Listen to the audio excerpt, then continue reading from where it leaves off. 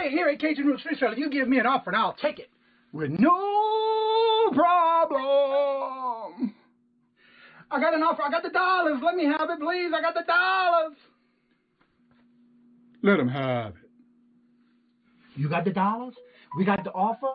Let them have it with no problem. Let them have it.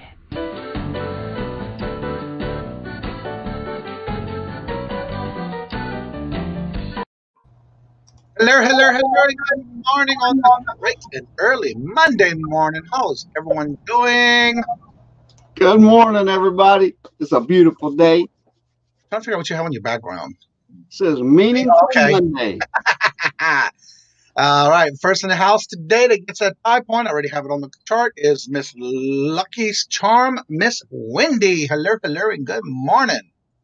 Waiting for the, there we go. Come on. There we go. Marini, hello, and good morning. How are you doing this morning, Charlotte? Good to see ya. Good morning. There's Wendy. Telling everybody good morning. It's going to be a fantastic day today. Always. It's awesome. So what has you done for this weekend that you made your goals, or did you miss your goals, or did you accomplish everything? Oh, I got everything done that I needed to. I got quite a bit of stuff listed, which was fantastic. I done some retail arbitrage, and I found some really good stuff. The Mandela breast pump stuff. I don't know if you know whether or not it sells well or not. It sells. I've heard about it. And I went to Walmart, and I've been hearing a lot of good stories about it. Yeah, I went to Walmart, and I found a whole bunch. There was like probably 80 boxes of the suction cups and the tubes and all that kind of stuff. And I paid $2 a piece for them. Usually they're $30 a piece. Wow. So yeah, I picked up all of them. I spent like, it was like $93, $94, something like that. So, but altogether I got probably around $1,500 worth of profit. So that's awesome. That was pretty good. I've done sold some of them. So. Storage Stacker, I'm trying to pronounce that first time, but I'm afraid I'm going to butcher it. So hello, and good morning. Good to see you. I've been watching your videos lately, and there are some good videos on that channel. Yeah. Miss Carol from Carol's Creative Corner. Hello, and good morning. Good morning. Jen, JRKR1964. Hello, and good morning, everyone. Well, for me, I did all my goals. I got all what I want to get done this weekend. I had a total of 48 listings done for the weekend. I got to start doing some more pictures and drafts and things like that because I'm all caught up with that. I have all my packages, all the orders that came in for the weekend packed and ready to go. We also went to do some retail arbitrage ourselves this weekend in New Hampshire, of course, because there's no taxes. Completely no one. Well, we got a good hit. I went to one of the Walmart. We went to two yesterday, but the one we went to first in New Hampshire, it was awesome because Robert, of course, now is a official eBay reseller. He listed, I think he's got like 25 items listed this weekend on his store, and one of the items he listed yesterday already sold. He had two of the same, so he was all excited because he had a couple of multiple of the same listing, so that was pretty cool. And so this morning before he gets to go to work, he says, "Do I have time to go pack a package?" They said, "Do you have enough time to go downstairs and pack a package?" It's like, "What you mean?" He said, "Yeah, I got an order." I said, "No, do you have time to go back downstairs?" So yeah, we got through it. He got it done, and it's ready to go out to the post office. So he's all excited. I'm excited for him. Teaching him a little bit here and there, showing him where things are at in the eBay room, where I keep all the supplies and how I keep all the supplies. And this is his second sell, so I'm basically walking through it again. He's all excited. So yeah, pretty cool. That's awesome. We got a good bit of done this weekend. He even did some listings last night while I was reorganizing, trying to make things easier for him as well.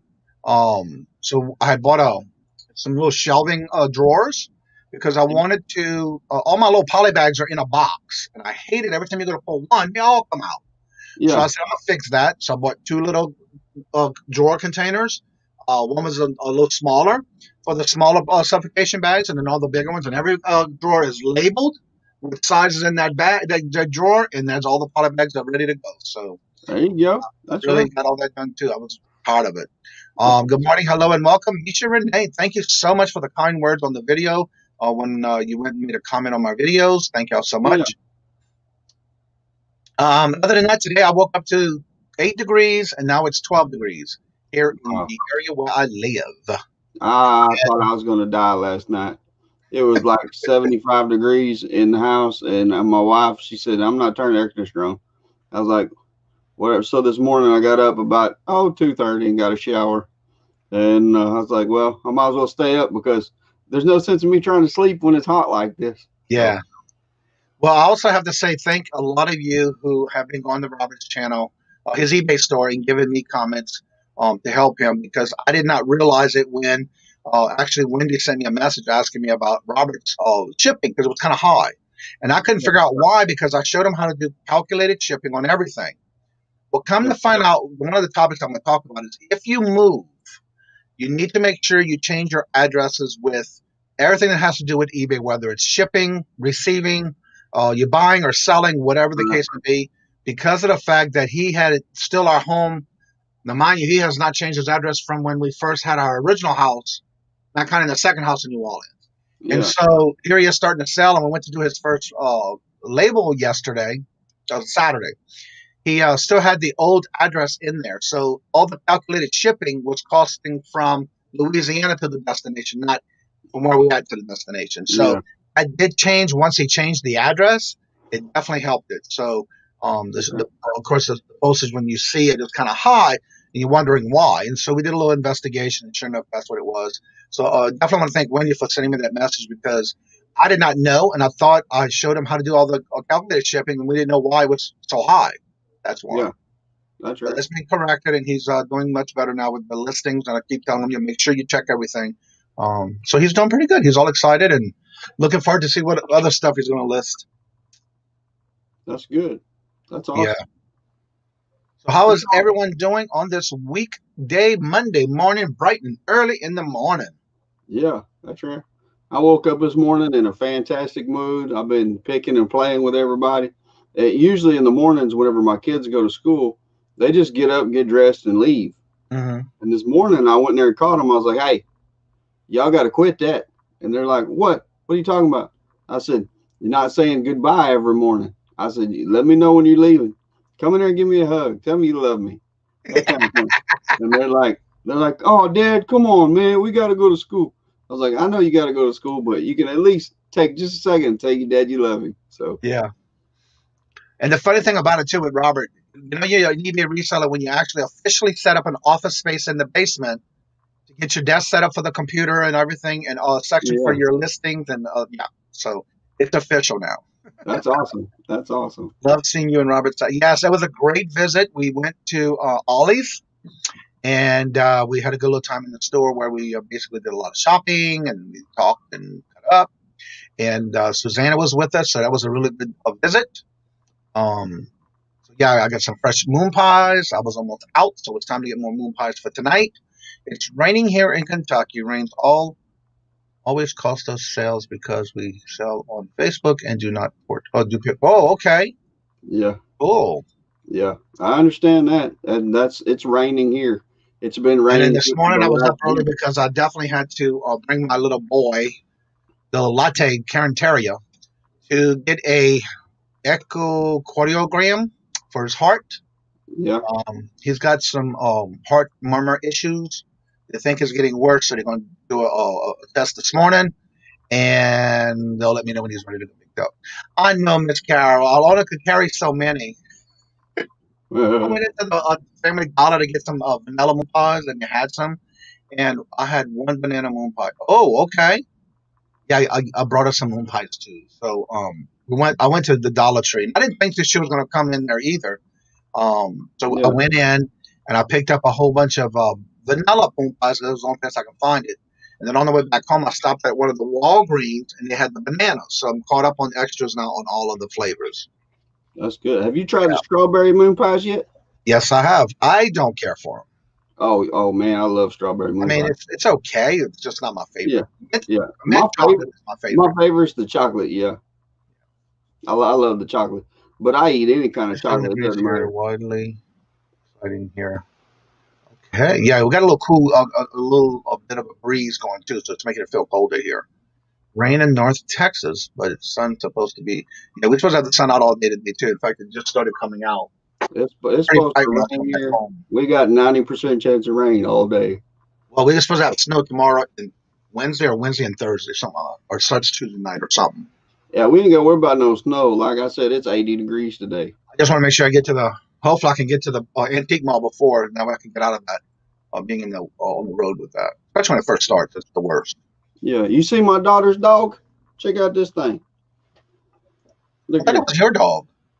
No, this one's my daughter's. Oh, look, it's a little baby. Oh, Chihuahua. Yep, she's I think 9 years old, something like that. Look how cute. Her tongue always hangs out like that, all the time, don't it? Poor baby. Her name's Bella. Oh, look how cute. She loves to be held, huh? Oh yeah, she loves to be held. She's definitely a spoiled little dog. Right. Let's see. Packers fan, don't wait to talk about football. Oh, I ain't talking about it. Oh, don't want to talk about it? They must allow. Back by Silver, hello, and good morning. My Saints did not make it, so I'm still a fan regardless. She's got no teeth. Yeah, she's got teeth. They're just really small. Oh, hello, Virginia. Good morning. Yeah, such a cute little baby. So what's your goals and plans for the day? Well, I've got to finish doing the thumbnails for the videos this week. Once I get the thumbnails done, I've got to do some research on the rest of the videos, the transforming Thursday and willing Wednesday. What is that for? That's for my little short videos I do. Oh, okay. On TikTok and YouTube and stuff. And I've already put up this morning's Meaningful Monday. And do you do like a what do you call that again? When you get prepared for your videos, do you actually write everything down of what you're going to say in your videos? Is that what that's for? I get an idea. I write everything down that I want to make sure that I put in the video. Mm-hmm. And then whenever I do the video, then I will go through it and kind of memorize it. And then I will try to say it to the best I can.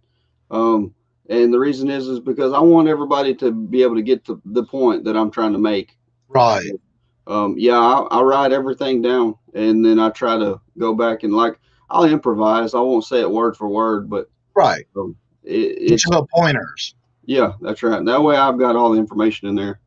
Right. I also want to say, don't forget tonight, Miss Carol does have an auction with, I want to say, Dawn's channel and someone else. And I cannot remember what I saw on the thumbnail, but that's every Monday. Yep.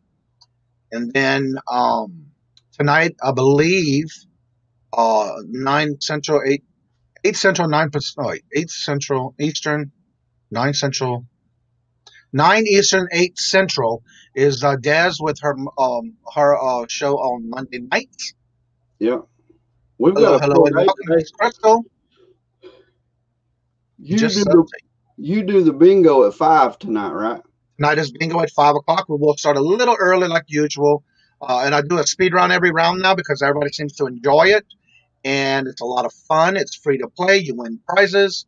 And I also have multiple donations that came in from others who sent me donations. So those will be in the bags tonight, or at least half of them, because I got so many that I'm going to spread them out in a couple of weeks. But as they come in, I'm going to put them in the bags. I do have a lot.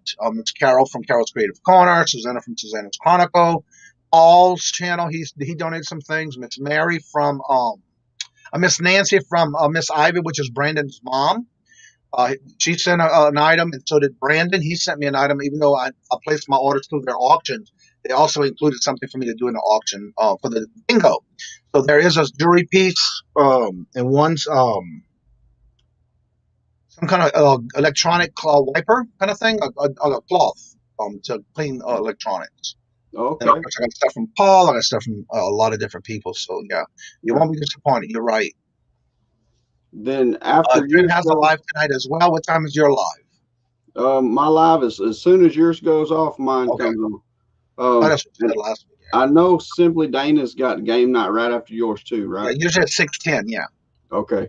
Every Monday she continues it. When I end, she starts about 6:10, 6:15. Yeah, and that's the thing. You know, I was trying to find a time to where nobody else went on and I didn't interrupt anybody else's show because I know how important it is to have people show up. Right. And I've been looking at my YouTube, and the best time for me to go is 5 o'clock on Mondays. Okay. And there's plenty of people. I mean, you're going to have people who enjoy the games more than they do the shows. So she already has a follower that constantly goes with her. Yeah. But that's the only way you can build your watchers. You know, is to continue to be consistent. Yours is 5 o'clock Eastern, 4 o'clock Central. Correct. And mine's 6 o'clock Eastern, 5 o'clock Central. Right. So right after yours goes off, then mine and Dana's come on. And then something else too is on Wednesday of this week at, I believe it's 6 o'clock. I'll have to double check, but I'm supposed to go on Adam's Exploits channel. So if y'all get a chance to watch that, it's going to be, reselling topics and stuff like that. And we're going to have a lot of fun. I'll watch a lot of his interviews, and he does a good job of doing some good interviews with good questions. So, yeah, well, he wanted to interview me and have me on his channel. Yeah, because Justin, the one we had on Friday from the Flipping Accounting, he was on there last week. Oh, okay. I saw something on him. As Carol says, "Oh, so I won't give you so many." It's not the idea of giving you so many. It's just I want to share everyone. So I got a good bit for a couple of weeks. And I'll just keep putting them in the bags and rotating them. Every donation you give is appreciated. I just want to make sure I share all the others that I have as well. Thank you for calling me beautiful. Good. Sometimes. Hello, April. Good morning. Hello, Dana. You are beautiful. Have her game night after bingo tonight. JR here. Everybody's saying hello. Sunday is a good day. There's only one live at 8. Okay. I'll have to remember that because it's hard for me to find a time to go live when there's not somebody else already going live. Right. And I just, like I said, I don't like getting into other people's time, but I want to get out there too. I want to have time to do the lives. And exactly. I've actually got to have 2 lives. I want to do one on the Thrifty Pickerz right here, and then I want to do one on encouragement by Trent. So, it's just I've got to find a good time to go live to where everybody would want to watch and show up, and that way I could. And I don't want to step on anybody else's toes neither. Right. So. And again, like she said, Sundays are dead. So you don't want to think about Sundays. Yeah. All right. Anything before 4 o'clock is Miss Carol. We watch her auction every Sunday. It's a Sunday fun night. Sunday fun day auction on 4 o'clock Eastern. Okay. All right. So you may want to think about that as well, because that is a good open day there. Okay. I mean, just some thoughts, some ideas. Yeah, that's good. I appreciate the help. I mean, if somebody's got some information that I don't know, hey, I'm all about learning anything I can. So exactly. Let's see. I'll just come in back here. What did I see right here? I need encouragement today. Sales have been very slow. It's going to happen that way sometimes, but just keep at it. Don't stop. The best encouragement I can give you is if sales are low, then list more. And like I say, the more you list, the more you'll sell. You can't list it if it's not. You can't sell it if it's not listed. So. All right. April says she's getting close to 300. She needs 11 subs. So let's go see if we can help her get to the 300 count. Subs. Speaking of subs, Lord Jesus, this weekend here was something else on my channel. I was at 759, and it's like I'm going back the other way. It's 742 now. All of a sudden, it's like, what the hell happened? Yeah, I know. Yeah. I dropped a lot. Of course, I hate it when that happens. Clear Jesse in the house. Hello. Send office when sales are low. Yeah, I do that every day. Usually I do it 3 times a day. Depending on how often I look at my phone, and when I'm not doing anything, usually 4 times a day. I'll batch them, and I usually get a lot of offers, watchers. So I'll always send out offers periodically through the whole day. Yeah. Friday night during the Masked Singer. Sorry, Friday night during the Masked Singer, Mhm. one of the contestants, I don't even remember which one it was, started singing, and this awkward dog that I have, Scout, the big black and white dog that I've got, he's I so, think it was contestant too, because I remember when you saw it typing in the chat. yeah, he's a weird dog. Okay, he's completely strange. And she started singing, and he looked at me, and he's like,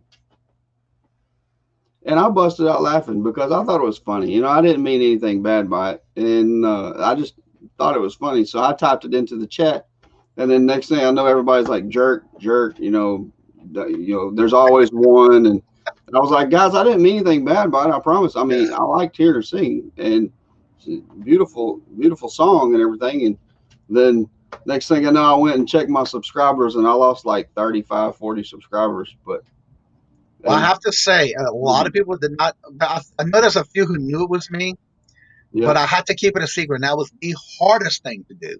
Yeah. Without telling anybody to go help vote for me to keep me in. But I had a blast doing it. Yeah. It's something that I wanted to show others that you can do it just to be extraordinary, but ordinary. That's right. And also be at the point where you need to relax, have some fun. And for me, that was just a great time for me. It was so much. I kind of figured, Dana, because you did make a comment in someone's chat about it, but I never replied to it. I kept denying it in a way that hopefully, but you and Donna was the only two who pinpointed me as that person for contestant number 4. But I have to say, it was every week I would have on my program I use for editing. I also down the notch. There's a notch that you can change your voice. One notch. I did it once a week. I would bring it down one notch. And so that was a good thing about it. I had a good time doing it. It was fun. Yes. It was hard for me not to say anything because I wanted to see my main goal after all this was to show people that you can do whatever you want at any given time, have fun doing it. And so there's a lot of people who don't look at it that way. But I had a great time in the point of even when I was doing the songs, I do have a karaoke machine that I use. And the funny part about it, I have my GoPro set up I have a bar area that has a glass mirrors. And I had it facing that way, and I didn't notice it until after I started going through the videos that I did. I would notice that I'm dancing and singing in the background, and you can see me in the mirror. So I'm glad that I was able to pull the audio away from the video, so I didn't have that when I submitted it. So in case if he was showing the videos, because it was fun. Yeah, that's right. Yeah, you threw me off. I had no idea, no clue. I didn't tell no one. And I almost slipped up because Susanna one day we were talking, and I said, "Did you go vote?" She said, "Yes, I did. I voted number 4 off." Out of the blue, I just came out and said, "Thank you." And then I changed the subject, and she never dawned on it. Why I said thank you. Well, a while later, she comes back, "Why you said thank you?" I said, "Well, if you went and voted, that's all." Yeah, that's right. That's right. I was sitting here fixing to get a drink, and whenever you popped up on the screen, I was like, "That's Johnny." But the most funniest thing was to see Bez's face. Yeah. Because every show she kept saying, "I can't wait to party with this person. Whoever it is, I can't wait to party with this person." And when she saw me on that screen, it was funny because I kept the emoji that I used, the little bear angel, and I used some fabric from my fabric stash that I use for quilting, and I did that as a background. So that's why you saw the blue stars and all behind it. With the angel bear, that's what I did. And I kept saying, well, I thought I saw that before. I did not show anyone that bear because it was one of my own personal collections that I used as my thumbnail. So it was pretty funny. Yeah, you done a good job fooling everybody. So even when I said it was you, yeah, exactly. I had to, but that was the fun thing about it was keeping it to where I stayed in for 3 weeks. So I had fun doing it. The biggest thing was laughing every time I hear myself singing them songs. And me and Robert couldn't stop laughing because everybody thought it was a woman. They can't wait to party with that person. And there was some really good comments in the chat. So I was having a good time the whole time. They said, I wondering why it was awkward in the chat tonight. Yes, exactly. They said this woman's had a lot of drinks before she got started singing. Okay, I got to take this call. So let me put me. All right. Guys, today is Meaningful Monday. And if you have not checked it out, give me just a second. I'm fixing to drop the link. in the chat. And let me figure out how to go back here.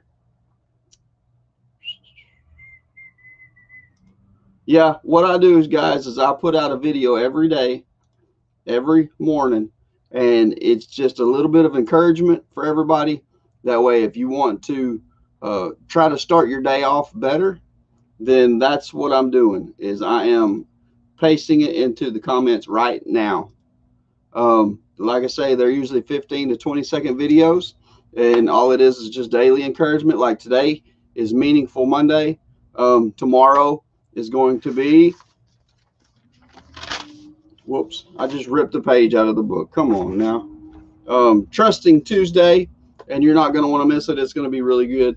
And I'm trying to figure out how to edit the videos better so they're a little bit more entertaining. But yeah, guys, it's a lot of fun making these videos for you guys, and I really do enjoy it. It's a lot of work because I try to create these videos all in one day and get them all prepared. That way, whenever the time comes, they can just upload automatically. Like yesterday, I actually finished a couple of the videos, and whenever I started editing them, the only way I can get them on YouTube is I'll put them on TikTok, Instagram, Snapchat, and Twitter and Facebook first, and then I'll transpose them and put them onto YouTube. And all of the other platforms, it went on like 2-3 hours early, so it wasn't even Monday whenever I put them on the platforms. But on YouTube, you can schedule it to air at a certain time. So that's what I do for YouTube.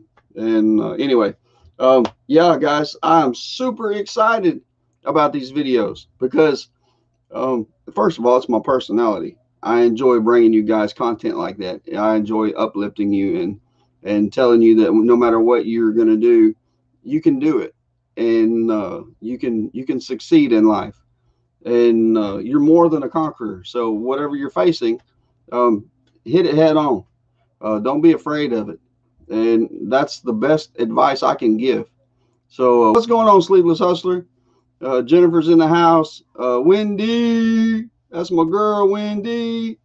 And yeah, so anyway, I am super excited about these videos. And like I said, I have so much fun making them for you guys. Sometimes they're a little bit more serious. Sometimes they're a little bit more goofy. You just never know. Well, listen till I get there. Have a great day, all. By Carol's Creative Corner. That's fantastic. We're glad that you're with us this morning. We hope that you have a fantastic day today. It's Monday. A lot of people don't like Mondays. It's a lot of people's least favorite day of the week because they've got to start their week back up and they've got to go back to work. And I get it. I completely understand. But today is also a day that you can achieve greatness. You can conquer so many things today, and you can get ahead of the game, and you can prepare yourself for the coming week. And that being said, if you're going to tackle this week, hit it head on. Don't be scared of it. Don't worry about what's going to happen on Friday and Saturday and Sunday. Take today and just make the most of it, and it'll be a lot more rewarding for you. So all right, I'm done. I'm back. Okay, I was wondering if you're back yet. Yeah. But yeah, like I say, guys, it's gonna be a fantastic week. We're gonna get so much done this week. But you got to start somewhere. And Monday's the great day that we get to get this thing fired up and rolling. And hello, Sleepless Hustler. How are you doing? Hello and good morning. It's gonna be great, guys. I'm on my way to work. I'm listening here. Oh, yep, she's got to go to work. Yep. She's running the show now. That's right. Then we just found out this weekend they're going to start doing the shots here, but I think Rob and I are going to be in phase 2. Yeah. We're going to start, yeah. Okay. Have y'all seen the video on YouTube? It's this teenage boy and his grandmother, and he gets in the car, and she gets in the car, and he's like, yeah, he said, I just want to let you know today I got the vaccine today. And he said, so far I hadn't seen any side effects. And she's like, what'd you just do? And he goes, What? I didn't do nothing. He said, I just want to, let you know that I hadn't had any side effects from the vaccine. And she's like, I ain't getting that vaccine. You done lost your mind, ain't no way. It is so funny. So funny because he like That's flopping wrong. around. That is wrong. It's funny. Also, I want to let everybody know, don't forget, make sure you're still, when you drop links in the chat, make sure you subscribe to everyone, because we know how that's been going on with you lose subscribers. But also make sure you have the notification on for everyone who you like to watch and start watching. I've been watching a lot of new people lately, and it is amazing on how a lot of the new people that are coming into the community are doing on their videos. And again, that has a lot to do with, subscribing to others, learning from others. And that's the best thing about it with this community. And so also don't forget, this Friday, I will have a special guest appearance that will be having a large announcement of something special happening this Friday. So with that being said, don't forget, do not want to miss this Friday's show. And then again, that same person will be back on the show next Friday, the following after. So definitely stay tuned. Check it out on this Friday. And that's all I'm going to say, due to the fact that I know there's some plans going on that that this person's taking care of right now, and they want to have it done on this channel. So I'm not going to go ahead and give out any details just yet, because that'll be something that person will do this Friday. Yeah. So come back and check it out and support that person. That's right. To give a little bit of advice to Countless April, something that might help your channel grow is whenever you first get on your channel, there is no intro video. You can actually create just a short video that gives people an idea of what they're looking for whenever they come to your channel. Because like me personally, whenever I got your channel, I have no idea what your channel's about. There's no background drop or anything like that. So take the time to get on Canva and create you a backdrop, channel art, and maybe take a few minutes and create you a intro video that gives people an idea. It can be as small, short, or as long as you want, but not too long. Yeah, that's right. I mean, just enough information to let everybody know kind of what your channel's about. That way, whenever they go, because if, like me personally, whenever I got your channel, I have no idea what it's about. I can sit here and read for a few minutes and figure it out. But, it's a lot better if whenever people first show up to your channel, if you've got some information for them and they want to know what they can get out of your channel, because if there's no value there for them, then they're going to move on and go to somebody else's channel. So actually, did you go read her about the description? She's got a nice little write up there. Yeah, I've seen the description, but I'm saying when you first pop on the screen, and it just says Countless April, and it's got her picture, and which people, that's good. People like to see your picture. They want to know who their content is been created by, and but kind of put some color in it, and maybe just put on there something like live auctions or YouTube auctions or something like that. Just kind of give people an idea of what's going on. Hello, Scarlett. Good morning. Hello and welcome. And she says, thank you. Jeff and I share the channel, so I will think about something. Yeah, that's awesome. That's awesome. Just something small. Yeah. I mean, most of us know who you are and what you do, but again, for those who've never seen your channel before, that's what basically he's trying to say is others in your channel by doing something small like that. Yeah, that's right. Hello, good morning, Record Crate Adam in the house. Greetings from That's right. I actually went through my channels this weekend and revamped them up and changed them up quite a bit. And like I say, I'm super excited about my channels. My encouragement by Trent, because it's growing a lot faster than my reselling channel, and which is good. I'm glad it's growing, but I wish both of them would grow the same. But that's going to be different. It's going to take time for both. Yeah. Yeah. That's right. Don't forget this week too. I have all the thumbnails done already. I do them on Saturday, no later than Sunday morning if I'm waiting for someone. So therefore, I'm waiting for this to pop up. It says the device is not connected. Yeah, that's right. I got somebody trying to come in, but it says device is not connected. Nate, there you go. There you go, buddy. It said device is not connected. There we go. He's up now. Oh, he's got the beard on again. Oh, there's the beard. Didn't take forgot me about long. that. YouTube on? Sorry, I'm just using my old laptop in the work area because my phone died. So I thought, I'll Okay. use the laptop. That'll work. Right. Yeah. There's no really good Oh, spot so the for it. reseller was Bianca, who is a nurse, made a video on the side effects he had from the vaccine. Oh, okay. I'm going to go check it out. Yeah. It's hilarious. Okay. So how are you doing, Nate? Yeah, it's Happy Australia Day, everyone. Yes. And how is it going on in your area, weather-wise? Quite warm. We're in the middle of I think Sydney especially is in the middle of a heat wave, so it's not too bad the overnights here, but yeah, it's a little bit, what is it right now? It's 16 degrees here right now in Celsius, so not too bad. Right. I picked up this for Let's see what in you the, got. Oh, I love mine. I use it all the time. I love it. 16 degrees Celsius is what Fahrenheit? here we go. You just press one button. And it changes. Where are we? Oh, 61 degrees Fahrenheit. Boy, that's perfect weather. Perfect. Well, it is 12 midnight, so right. Yeah. Should be a little bit cooler. Oh, it's midnight. Exactly. Oh, he's a It was 8 degrees this morning when I woke up, and now it's 12 degrees. So, let me see what it is now. Look, I really checked Fahrenheit. Just trying to. There's no better spot for this yet. I've got to find. Okay, it went up to 19 degrees now. Yeah, I don't like that light behind me. That looks terrible, doesn't it?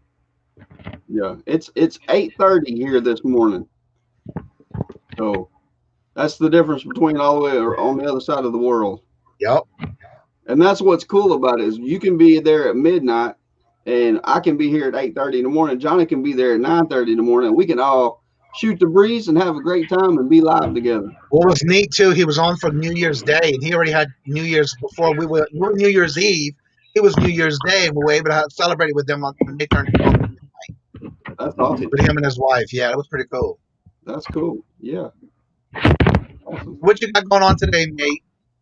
Well, actually, it's your night. I've just been. I've completed my listing for eBay. Like I can't do any more listings this month, which I didn't know was coming up. So I was like, oh crap! I would have, listed heavier, things that take a lot longer to list.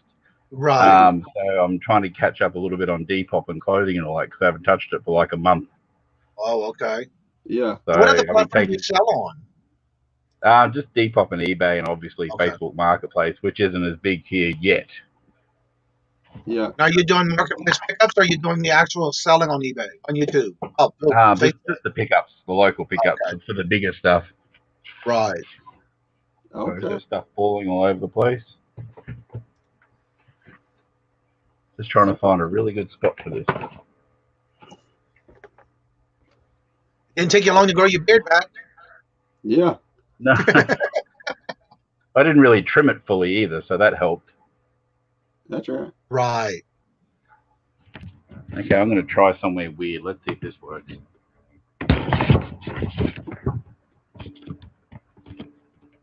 That's better.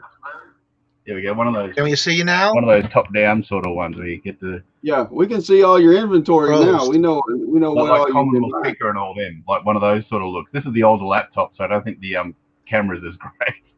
That's okay. You still as handsome as ever. Well, this is live from the packing bench. Okay. That's cool. That's cool. Is it frozen on Johnny, or is that just me? Yeah, I think it's frozen on Johnny. Or he's really concentrating on something. Zen-like focus. I don't know. I've never had that happen before. No, I hadn't either. Unless he just kicked it. No, it says we're in the show, but it doesn't show us on the camera. I don't know. I know StreamYard's been having some issues. So I'll go up to comment here and Let me see here. Yeah. Uh-oh. Uh-oh. Is he gone? I guess he's gone. I don't know. So this is the takeover, is it? Yeah, I guess so. What's going on there, Baldy Paul? Baldy Pal Picking. It's great to see you in the chat this morning, Toilet Girl. It's great to have you here. You have some really interesting videos. We hear Is you. that Toilet Girl? Yes. Yeah. There's no false advertising with that username. Yeah, that's yeah. You learned that the first time. You're like, oh, I wonder why she's. Oh, yeah. Yeah, guys. I just dropped a link. I actually created an account on Tumblr this weekend. I don't know if you know anything about Tumblr, but it's just like another Facebook marketplace, like another social media platform. And if you're on Tumblr, then follow me. Encouragement by Trent. But yeah, man, Nate, we're glad to have you on the show this morning, buddy. I was just on another one, and I thought, oh, these guys will be on too. So I'm up now. So I imagine. That's right. I'm still in mourning after today's football. Uh-oh. Yeah. Well, you're always welcome on the show, man. So it's glad to have you. I like hearing you talk. I like visiting with you. I like to spread out my. I just realized when I pack up DVDs like this and I wrap them in, what do you guys call it? Saran wrap. Oh yeah. This is how I send them in like the cheaper mail, and this is how I sort of show that it's protected a little bit. Yeah. And the bucket where I put the cuts, the computer's on top of it. So I went to put it in there, and it's like. Oh, my doggone. Huh. Let me ask you a question. What is that? It's the clear plastic that you use with the heat press machine. What kind of plastic is it that I could use to like make my own bags and stuff? I know the saran wrap is actually too thin, but there we go. There we go. My computer, internet went completely out. I had to restart the whole thing. Oh man. Yeah. Is that like thicker than poly bags too, isn't it? Yeah, it's kind of like a poly bag, but what I'm saying is just like clear plastic. And like I shipped out some jewelry the other day, and I ended up using a Ziploc bag. And I've got a little machine that you can take the bag and you can put it in. You can heat press it together, and it'll seal it off. And you can make smaller bags or big bags or whatever size bag you need. But I just need some kind of clear plastic that I can make the bags out of. But I don't know what to get. Balding Powell Picking. Hello. Good morning. Good to see you. Yeah, good morning, buddy. Moderately professional behind me. Yeah, it does. It looks pretty good, man. I'm starting to fill up the cubes over here. Yeah. Eventually, I want that to be. Oh, cool. That's all milk crates there, and eventually, I think that one. I was wondering what that was. And that one, they've got inventory in it, but I want to fill them all. That's all unlisted inventory in there. Oh, that's all your unlisted. That's your death pile. Oh no, that's the start of my death Cody. pile. Hello, and Jerry. What's up, Jerry? I just wanted to come in and say thank you for everybody for the past 2 weekends. Hope you all. Is there going to be a third week? No, that's it. That's all of it, huh? What time did y'all end? Because I couldn't stay up. I have plenty more. I could do 20 weeks. I believe it too. Yeah, probably. We're doing these 2, and that's it. I'm just starting on the invoicing now. Yeah. So we're going to be getting them all out. Some people I need to get addresses from, so I already sent Paul an email. Let me ask you a question. Did you even make a dent in it? No. I didn't think so. Trent, you need clear poly tubing to make your own bags. Clear poly tubing? Never heard of that one. I hadn't either. Yeah, it comes in a tube, so then as you cut each one, it becomes a sealed bag. Yep. Oh, okay. For the sealer. Okay. So then it can be a bag that big, or it can be a bag, you can now, still bake the bag. The heating sealer thing? Yeah. Yeah. But I just wanted to jump in real quick while I'm sitting here getting ready to do invoices. Yeah, there's joy, fun. Oh, yeah. That's right. And wait till you people get your boxes. I know. I got 3 of them from the week before. I got them all in by Saturday. I did 1 came in Friday and 2 came in Saturday. And were you happy with them? Of course. That's right. I didn't even open up yours, Trent. See, it's sitting. Uline, Trent. You can find them in Uline. There's a company you can buy from. It's called Uline. Okay. And if you don't find it there, you probably can find it in the Boxery too. Yeah. See, there's the Uline catalog. Catalog, yeah. Okay. And then if not, try Bags Unlimited. That's the other one. Bags Unlimited. I can't remember the name. Those are the 2 companies I use to get all my bags and boards and stuff. Okay. So, and they'll give you a good deal. You play one against the other, see what one's selling it for, and then check the other one, and whichever one gives you the better deal, you go with them. But at least it gives you a choice. And you also have a choice of clearbags.com. Okay. You got three different places you can, and also Boxery. So that's 4 different places you can check.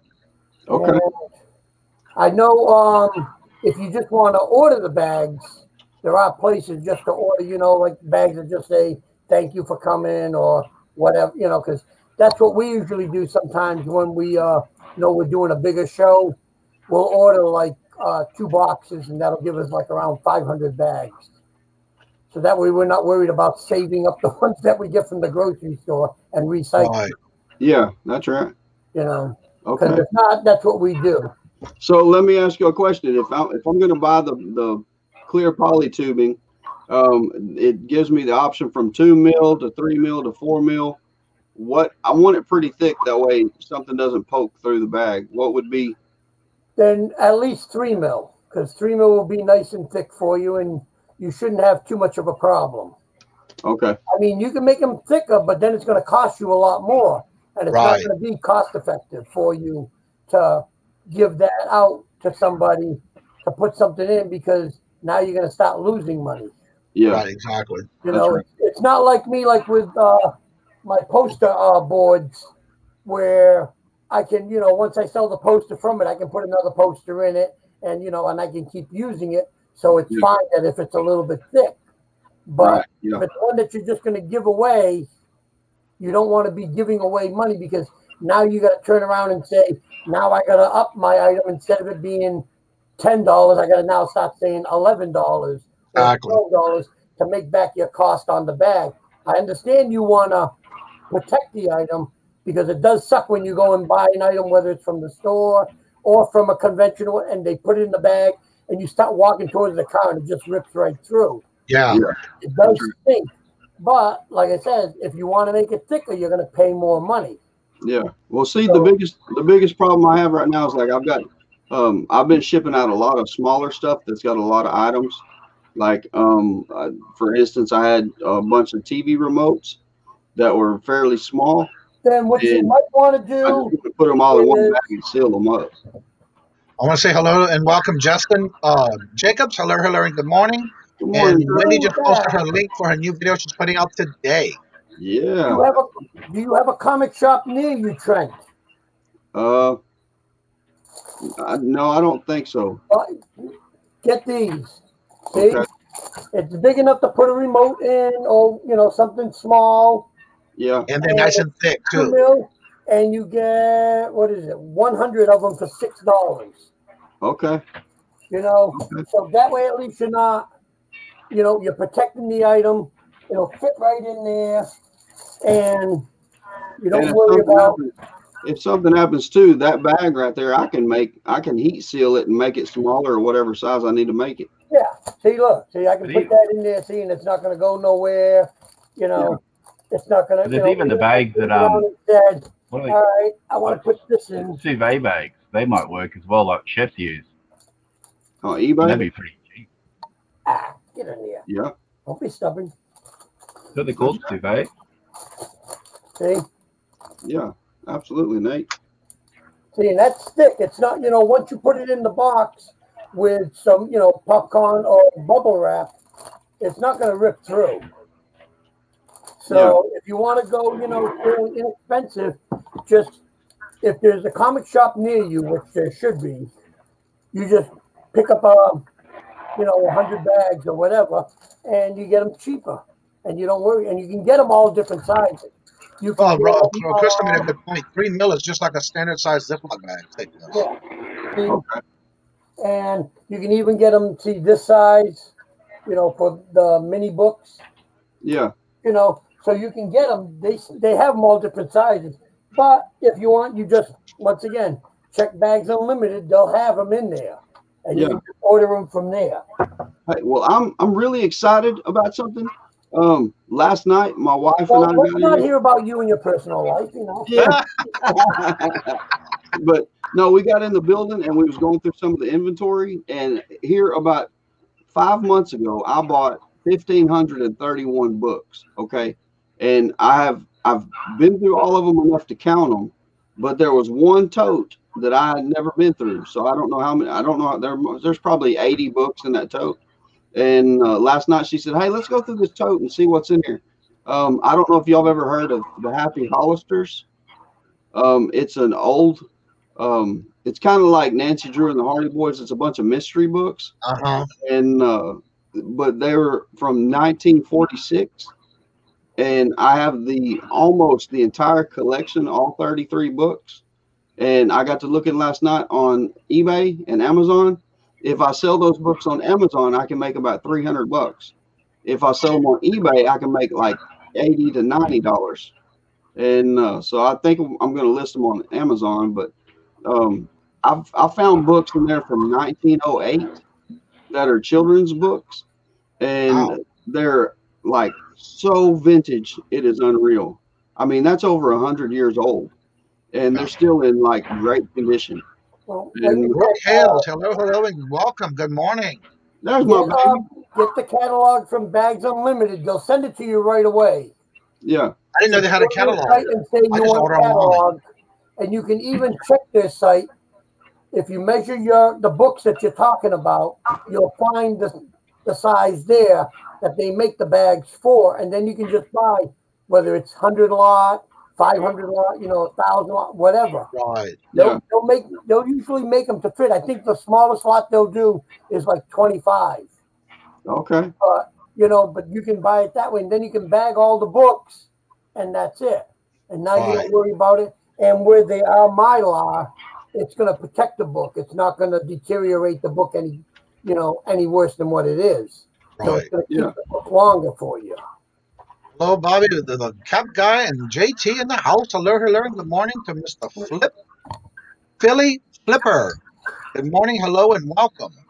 Now, I didn't know that they actually had a magazine or a catalog you can order. I just ordered everything online. No, well, yeah, they can send you the catalogs.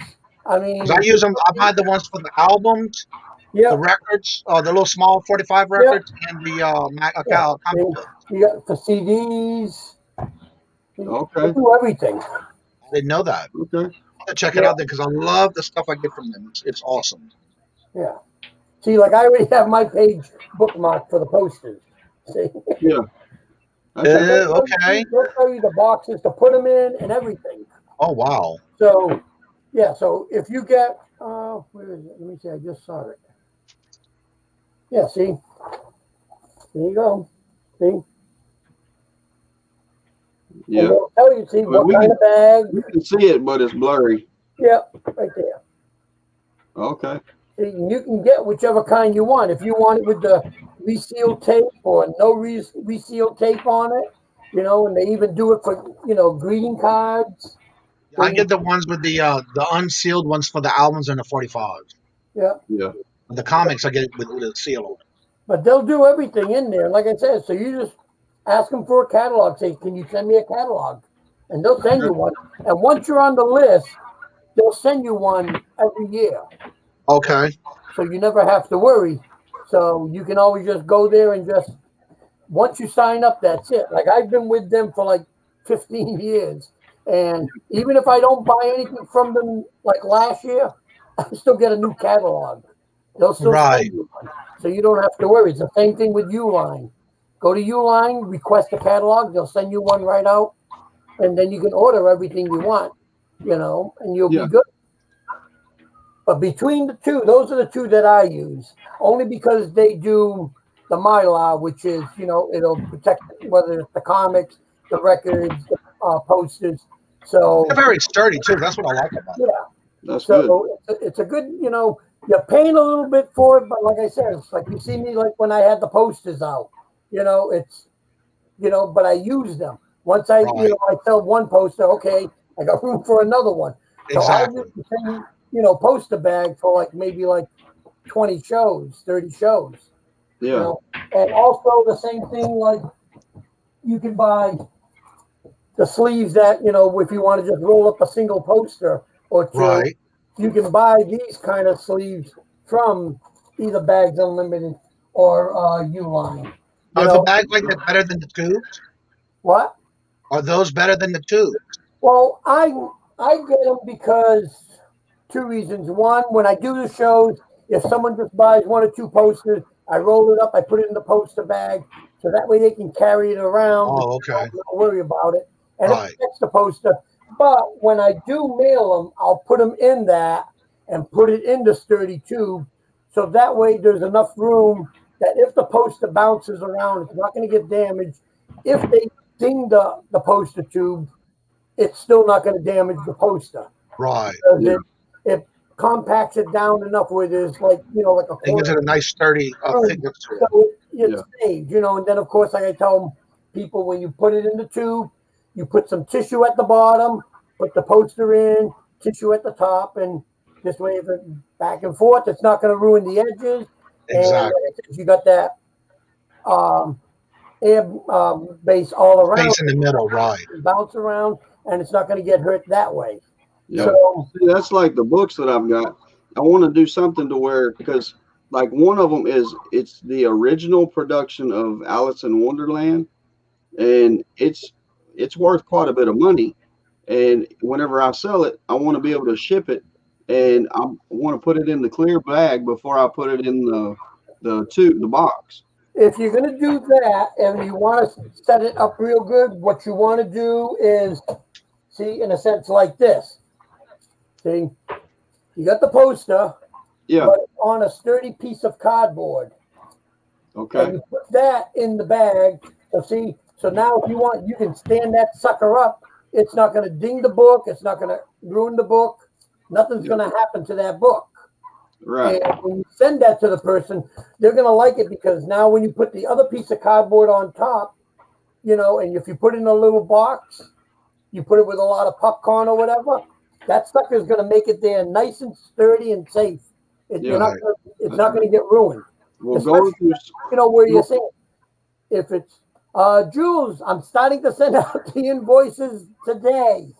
I want to say hello to Moon Goddess Treasures and Jules, and she had the question in reference to, can I send comics in a rigid cardboard mailer? Yes, you can, but I would still bag it and board it.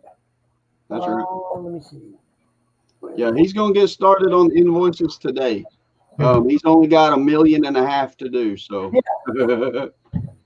it's going to take you some time, guys. Bear with him. But they are going to start going up. But yeah, here we go. See, here's your comic, here's your board, but it's in a bag and a board. And then if you put it same way, get a nice piece of cardboard. I mean, you can get the cardboard from, you know, any grocery store or whatever, and then just put it there, leave enough room, put another piece on top, tape it down, so that way it's in a nice cushion, and send it out that way. So and could you will arrive safe and unbent, but So always mark on the package, do not bend.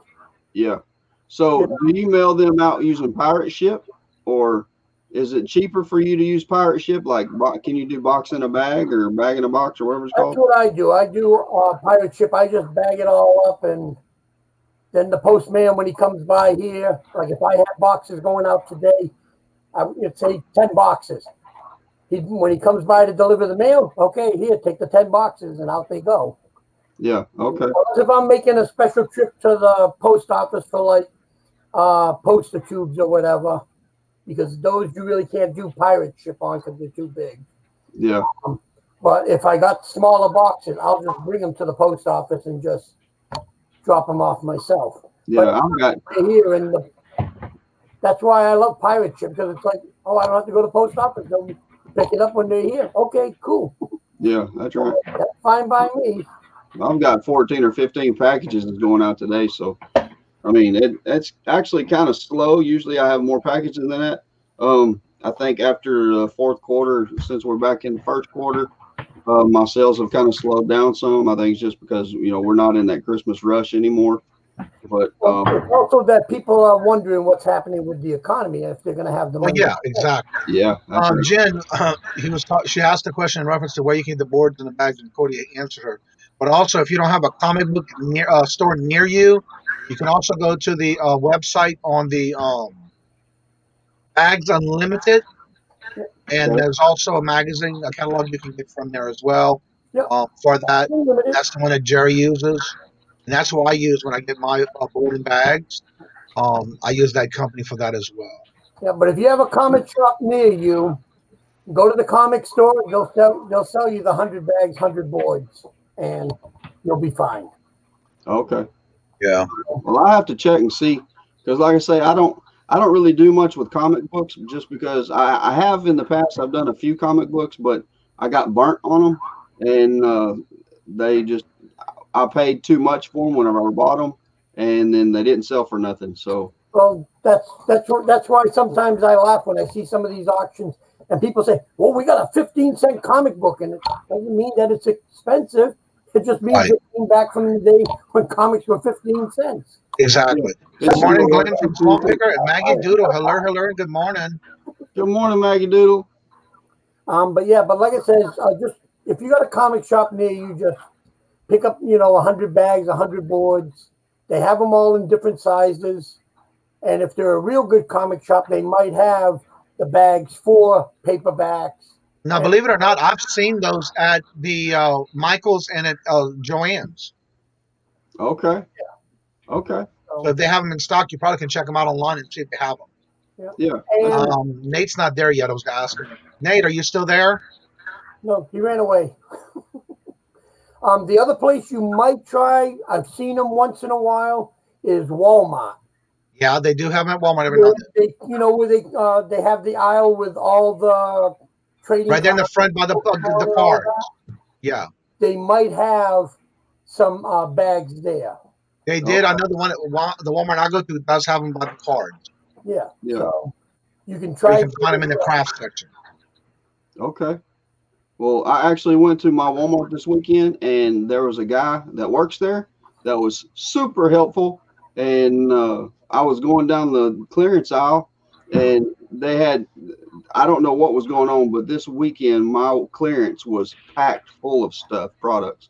Usually it's all picked through and everything's gone, but for some reason there was so much stuff on the aisle this weekend, and I was sitting there talking with the guy, and he actually started scanning stuff for me. I told him, I said, I'm a reseller, so anything that I can buy and make money on, look, man, I'll buy.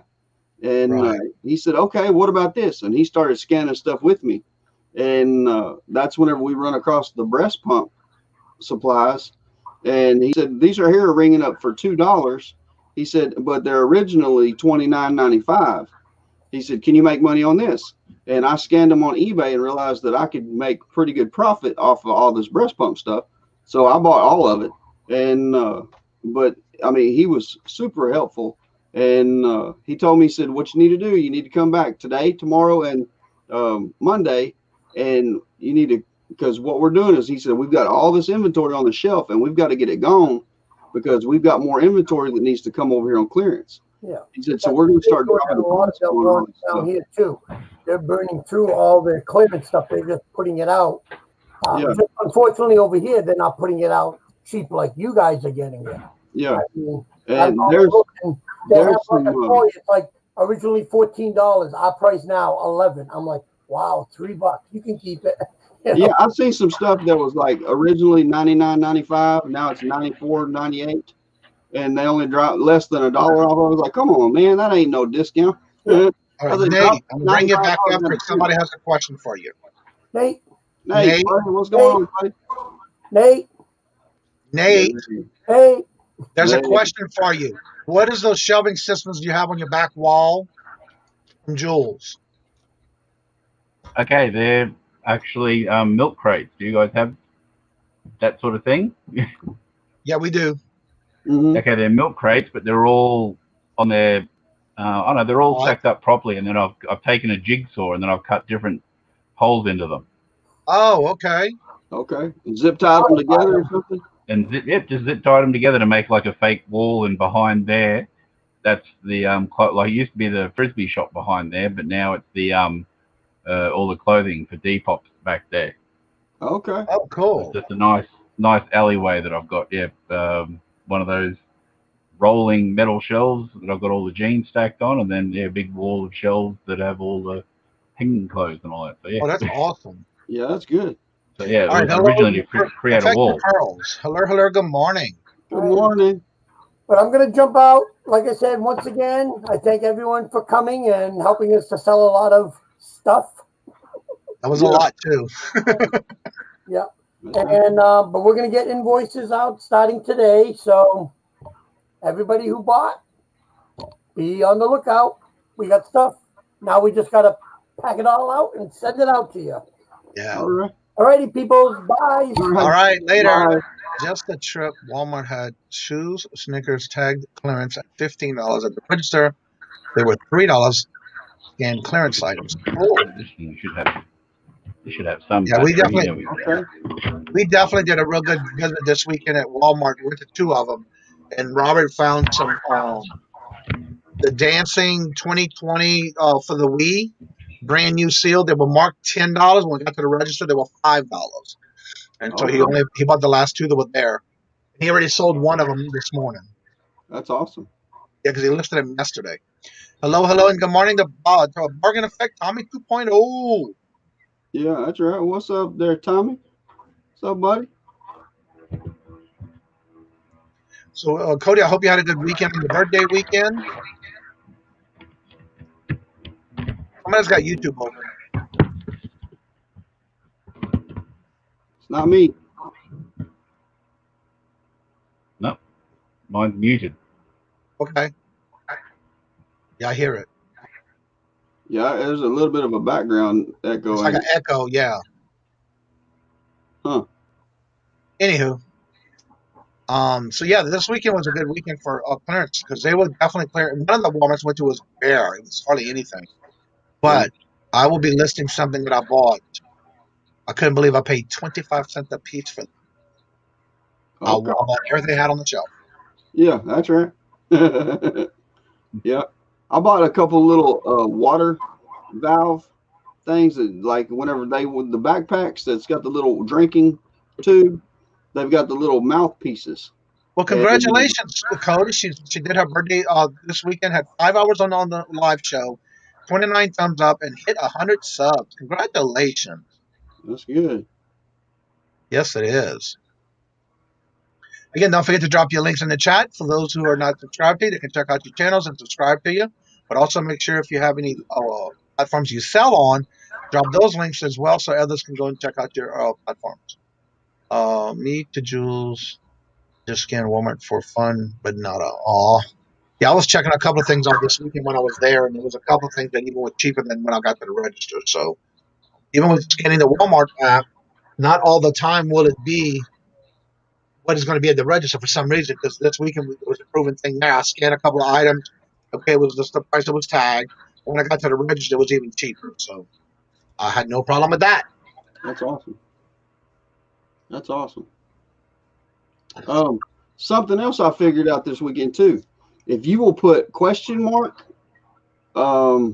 sub _ confirmation = 1 after your link, after your URL, whenever people click on that link and go to your page, it will automatically pop up subscribe now. And that you have to click either subscribe or no in order for them to get to your page. So it's like a link that just, and if you want to write it down, it's !, sub, SUB, _ the word confirmation = 1. Just the number 1. Interesting. And like if you see the links that I just put in the chat, If you'll click that, it will automatically bring up subscribe now. So it gives people the very first thing they see is the option to subscribe to your channel. It didn't do it for me, I guess, because I'm already subscribed. Yeah, if you're already subscribed, it's not going to do it. But like, if you're not subscribed, then whenever you click on it, it will bring up the link that says, "Hey, subscribe now." And if you click subscribe, then it helps you get subscribers faster. I don't know what's going on because it's just now spinning now. It's interesting. I just Jennifer said that it basically link, is a bit passive aggressive. That popped up should be like, well, not interested. Yeah. So I mean, it can. But if you're like looking for the channel, and it's good to do that way. If somebody you send somebody to your channel to subscribe, or they're browsing around and they click that link, it will automatically say, "Hey, do you want to subscribe to this channel?" And you just click yes, and then it will automatically ring the bell for you and everything. But I was watching D. Nimmons and Daniel. I agree with Jennifer on this one, and Adam, because the first time I hear it, if I came across it, I would not do it because I need to know what the channel's about. I need to know what this person does. Right. I don't automatically subscribe to everybody. There are some people that I do check out and see, and if it's nothing that I like or that I don't participate in, like some of these different types of channels that I don't subscribe. So I would prefer not to have that pop up when I go to somebody's channel. Oh, okay. But again, that's like everybody's there. Like when you click on Toilet Girl, it's just looking at her videos before you subscribe. Yeah. You need to know what you're getting yourself into. Exactly. Yeah. Callie, Reseller, hello. Don't forget, today they have an awesome Mindful Monday guest today. So definitely check that out. That's right. I'm the same way, Cody. I will check out a channel before I subscribe. Yeah, absolutely. And that's just me. I don't want every channel I go to automatically because there's some channels that I don't like gaming. I don't do gaming. I don't do any of that stuff. So yeah. I wouldn't want to subscribe to someone with that type of content. Right. Yeah. I get it. I won't be sharing anyone's link that has that set up. Just saying I'm subscribing just to share out right exactly. Again, that's just you have to be able to get Jennifer offside, people. So don't do it. That's right. all the benefits you just lost. You don't want to lose the Jennifer benefit. That's right. That's right. Yeah, don't forget today, Mindful Monday, on Callie Reseller and Louis the Lone Star Picker have an interesting guest that you may not know of, or you may have heard of, but they're on the channel today. So definitely go check it out today at 4:00 Eastern. Yeah. LOL, the link queen has spoken. Yes, she has. That's right. No, I seen it was on one of the other guys' channels and figured, worst case scenario, it don't work. And I just wanted to try it just to see. And worst case is if someone's going to subscribe to your channel and then goes, "Oh, I don't like that," so it could go the other way. Yeah, exactly. I mean, worst case scenario, all they're going to do is unsubscribe. You know what I mean? And it gives you the option to where you can either subscribe or no. So if you pop up. What I don't understand about that is why would you put that on you? That's just I'm just asking the question. Why would you put that on automatically when if somebody wants to check out your channel and that comes up first? Well, then that's not getting them a chance to see what your channel is about. Right. It just gives them the option to subscribe that way, because a lot of times people will go to your channel and they'll go through your channel and they'll be like, "Oh, that's cool," but then they'll forget to subscribe to your channel, and it's just like a reminder. So Cornelia wants to know what was Jennifer talking about. Trent was talking about something that you put in the end of your link to your channel for YouTube. Yeah. And he explain to her what does that use on your URL. Okay. At the end of your URL, whenever you go to your channel and you copy it and you paste it into the chat for people to go to your channel, there is a code that you can put in at the end of your URL, and whenever they click your link in the chat, it will bring up your channel, okay, like it always does, but it brings up this little bitty box in the middle of the screen, and it says, would you like to subscribe now, yes or no? And if you want to subscribe, great. If you don't, then you just click no, and then it'll go ahead and take you to the channel. And then you can go through the channel and see what the videos are and check it out and all that kind of stuff. Then if you want to subscribe, you can. Or if you don't want to, then you don't have to. You can move on. But all it is it's just a code that you put in your URL. And if you want, like I say, whenever you pop it up whenever you click the link and it brings up the screen of your channel, that gives them the option to subscribe now or pass.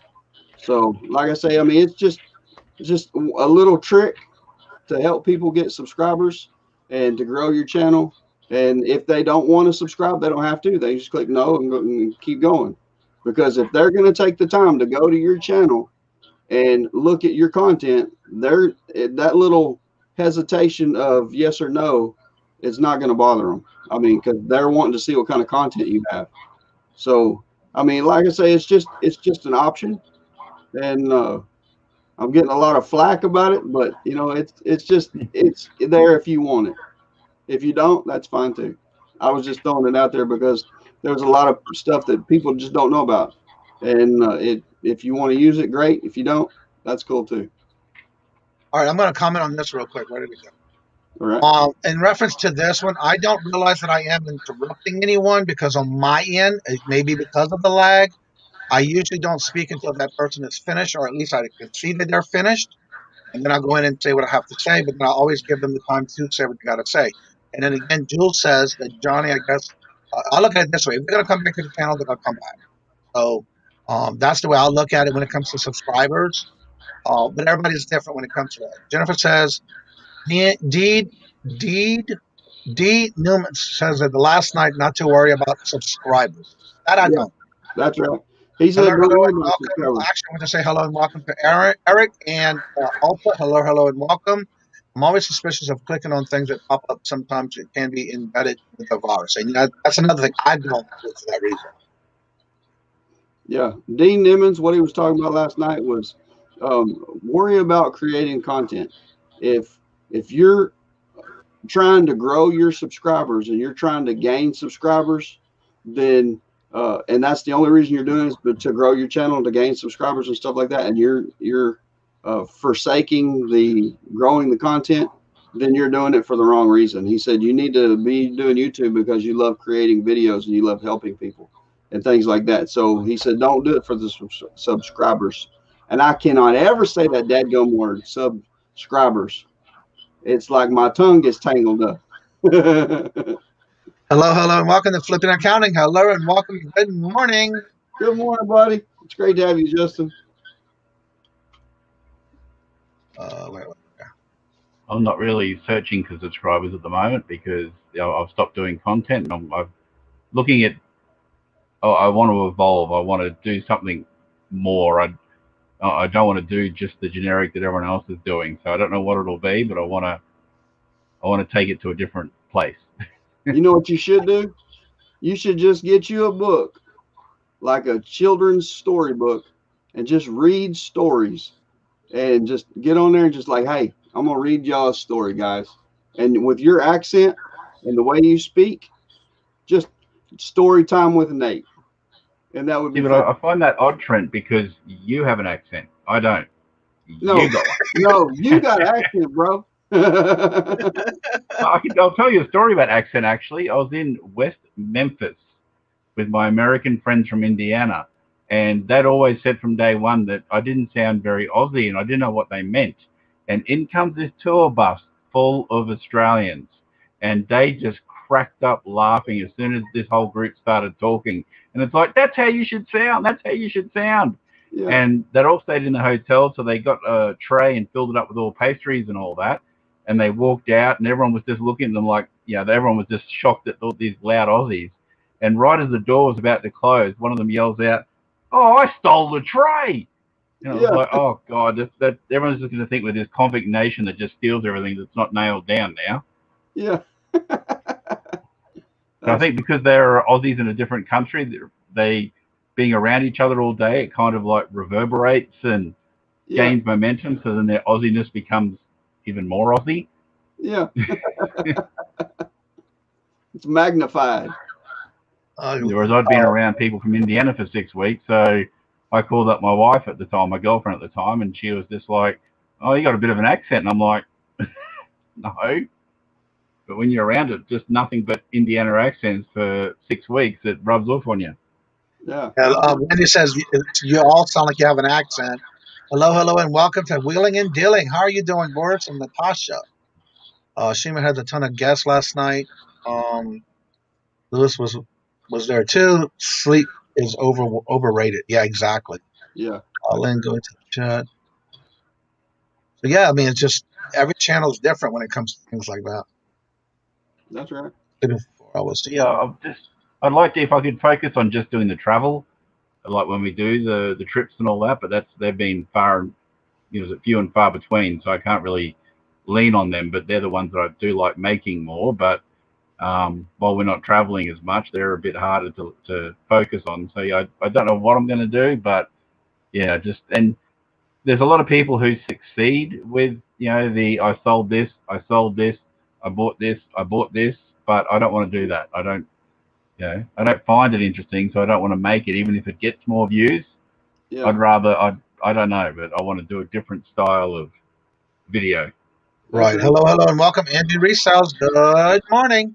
That's the reason I started up the Encouragement by Trent, is because my personality, I'm a positive person, and I love lifting up other people and building them up to chase their dreams and to do whatever it is they want to do. And with the reselling channel, I'm only going to be able to go so high. I mean, my peak is limited, if you see what I'm saying. And what's the ceiling? Like Rally Roots and Part-Time Pickers, they got some decent number. Yeah. I know, but what's the probability of me getting that high? You know what I mean? I'm just saying, but there's still a decent ceiling for reselling. Like, it's not. Yeah, I mean, like Lonnie and Candace, they're doing pretty good. He's got like, I want to say it's 50,000 subscribers or something like that. That's fantastic. I mean, however many they've got is great. Rally Roots and Josh, Harry Tornado, Joey Bonafide is on his way. And I mean, yeah, that's great. But they put in a lot of time, a lot of effort making all of them videos constantly to try to keep their subscriber count up. Yeah, I'm just saying that don't think that the ceiling for just reselling is low. Like, it's quite high, but you just have to cross into that mainstream and be entertaining as well. So even if people aren't that into reselling, they might still watch. Watching Harry Tornado dig through pallets from Goodwill, most people are going to find it interesting just to see what stuff people donated. So it's always finding that mainstream. There's a lot of resellers that like video games, just focus. Okay, we resell, but then we also hunt for video games. So it's just finding that you need like two major markets to sort of really have a chance at growing and focusing on those. Yeah, that's right. You got to narrow your niche down to a specific topic. Like Harry Tornado got famous for the pallets. And I think it's got to be like a Venn diagram, like a Zen. You want to get two different ones, and then you find the crossover, but then you can be in those two markets. That's right. That's right. And see, that's kind of what I've done with the encouraging thing is, I still do the reselling channel, and I love making the content for the reselling, because you're right. You never know what you're going to find. And it's a lot of fun. But in that same aspect, whenever I am doing the reselling, I also want to build people up and say, hey, look, you can find this too. Whatever you find, if you find a pair of socks, or you find video games, or whatever it is that you think you can make money on, go for it. Try it and see. You can do it. I just found that funny because I realized it said Venn diagram, but is it a Venn or a Vin? It's one of those. I don't know. I know what you was talking about. Two circles, or however many circles that overlap. That's right. Is it Vin or Vin? I'm not sure. Come on, chat. Be useful. Jennifer says, so really want you really want your tubers not to resell. Is that a good? You really want to be a YouTuber, not a reseller? So I love reselling. I love making the money. I love going out doing the thrifting and all that kind of stuff. But honestly, I love sitting here in front of this computer more, and I like making the videos. So to answer your question, I would rather do the YouTube than I would the reselling. But the problem with that is I'm not making money with YouTube, and I am reselling. So I'm going to keep doing. I like both of them. I honestly do. I love everything about it, and I love the listing. I love the shipping and the packaging. I love the conversations with people. Um, I even enjoy the returns. And I call me crazy, but if somebody has a problem with their package or their product, or like the lady sent me a message the other day, said, "Hey, my mailing address was messed up. The post office took the package and they're sending it back to you. Is there any way you can turn around and resend it back to me?" And I said, well, "Okay, what address?" She said, "Same address and everything." She said, "But the United States Postal Service thought we moved, so they just forwarded it back to you instead of transferring it to my address." And I said, "Yeah." She said, "We've had a lot of problems with the USPS." And I told her, I said, "Yeah, that's no big deal. So I'll pay the $2 or $3 or whatever it is whenever I get the package back, and I'll turn around and resend it." And it is what it is. I mean, if she's trying to get one over on me, and if she's trying to uh, whatever, then honestly, I don't see why they would have mailed it back to me. But if something happens and she's trying to pull the wool over my eyes or something like that, then I give people the benefit of the doubt. And sometimes they do, con me, scam me or whatever. But if I'm okay with it, then it is what it is. Now, sometimes I do know that they are doing it on purpose. Like a kid wanted to, I sent him a video game, and he told me, he said, "Here's the deal. The game is scratched up. It's not in any working condition." He said, I want you to send me a refund." And I told him, I said, "Okay, I want you to send me the game. You send the game back, and then I'll send you a refund." And he got mad and left me dirty feedback on my channel and stuff because he wanted to keep the brand new game that was sealed in the package whenever I sent it. He wanted to keep the game and get the refund back. And I told him, I said, "Nope." I said, "No, you're not getting both. You can either send the game back and then I'll give you a refund, or, you be happy with what you got." So, and that's I think ever good to come to the first sentence of, "So here's the deal." Yeah. So here's the deal. That's not going to be something bad. That's like we need to talk. Yeah. So here's the deal. You're going to get shafted when you hear, "So here's the deal." Right. Yeah. Here's the deal. Oh man, I done messed up. My dad's supposed to tear my butt up. It's not what it's supposed to. Yeah. I need your help. Yeah. Here's the deal. Get me out of this bind. You know how you were planning on taking all day off Saturday? Well, not anymore. I've got plans for you, boy. I'll be right back. All right. But yeah, I used to hear that a lot. Yeah, Saturday, don't make no plans. And as soon as I heard "don't make any plans," that meant I was going to be working my tail off all day Saturday. Yeah, always when it comes to things like returns, or I had one item where it was meant to be new in box, the person got it and it was a HD recorder for your dash, but it didn't have the mount. So I looked online and I said, "Okay, well, you can buy replacement ones for this much from China. So if I give you a half price, if I give you 50% discount, that more than covers it. So I'm really sorry. Here's the money for that. But it was that plus more and all that." And they gave me positive feedback and said, "Yep, they fixed the problem. And admit your mistake. Always admit your mistake." I learned that working in retail. Yeah. Bosses never liked it if you lied. Right. You just say, "Yep, I effed up. That's on me." You rarely got into trouble if you instantly just said, "Yep, I screwed up." Yeah. It's always the ones that denied. They're the ones that get into trouble. And it's not worth it for, like if it's a $3 item that you sold for $50 and you have to refund $25, like take it, take the L. Like I should have checked the box. I should have gone through all the contents. Yeah. So take the L, because think about it from if it was you that you ordered something and then it got there and you can't use it because it's missing the main part. It's like, okay, well, I'd want it to be resolved pretty quickly too. That's right. Well, that's the beauty of China and all that too. You can always look up and find a replacement. Like I sent someone a BlackBerry and the battery was screwed in it, and they were very annoyed and all that. And I said, okay, well, I had $5 vouchers at the time to spend on anything on eBay, So I ordered them a fresh battery, had it sent straight to them. So rather than having an old tired battery in a 15-year-old phone, they had a nice, brand spanking new battery. So they were like, "Oh, that's awesome, thanks," and it didn't cost me a cent. That's right. That's right. And I bought a box of Legos from a thrift store, and I gave $3 for the box of Legos. Okay, I got home, I got to looking up the value of it, see how much it was going to cost, and I could sell the box of Legos for like $93, $94, and which was pretty good profit. So it was a big box of Star Wars Legos. I did not take the time to go through all of the Star Wars Legos and count them and to make sure they were all there. I just listed them for $93, $94, and whenever I shipped them out, I sent them to the guy, and like 2-3 days later, he sends me an email that said, "Hey, I just wanted to let you know that all of the Legos are not here." And I said, "Okay." I said, "Well, if you know what's missing, then let me know what's missing."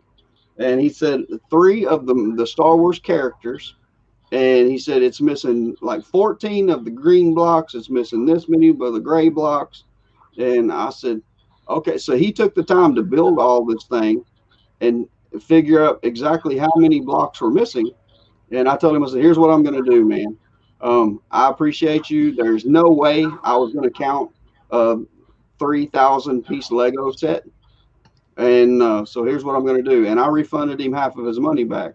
And I told him, I said, "Man, I appreciate you reaching out to me, because if that had been me and I had bought the Lego set expecting to get a full set and it wasn't, I would be upset." And I said, "So I'm going to refund you half of your money back." And so that's what I done. I gave him half his cash back, and he was happy and I was happy, and he left me a great review. And sometimes you just got to take the loss and to keep everything. At the end of the day, I want to get a positive review on my eBay. I want the customer happy. I want them to come back and say, "Hey, look, I enjoyed the transaction. There's great communication." Got somebody at my front door. I'll be right back. All right. And that way, whenever you have another item that they want to purchase, then they don't have any doubt that you're going to get them the package that they want as soon as possible. So yeah, I mean, I'll sell used Lego sets. I sell random lots of Legos all the time, and because you can get them cheap and you can make pretty good money on them. And if you like, for instance, I got a box of Legos over there that's just a whole bunch of random Legos that I have no idea what go to, nothing. And I've got them listed for $50, and but there's probably 6, 7, 8,000 Legos in there. Yeah, it's a tub just like that, but just a little bit bigger. And but I'll list them $50, $60, and yeah, absolutely. And I'll sell them. And I will tell people, I don't know what all's in there. I don't know, anything about it. All I know is it's a whole bunch of Lego bricks. And if you're interested in it, then here's the price.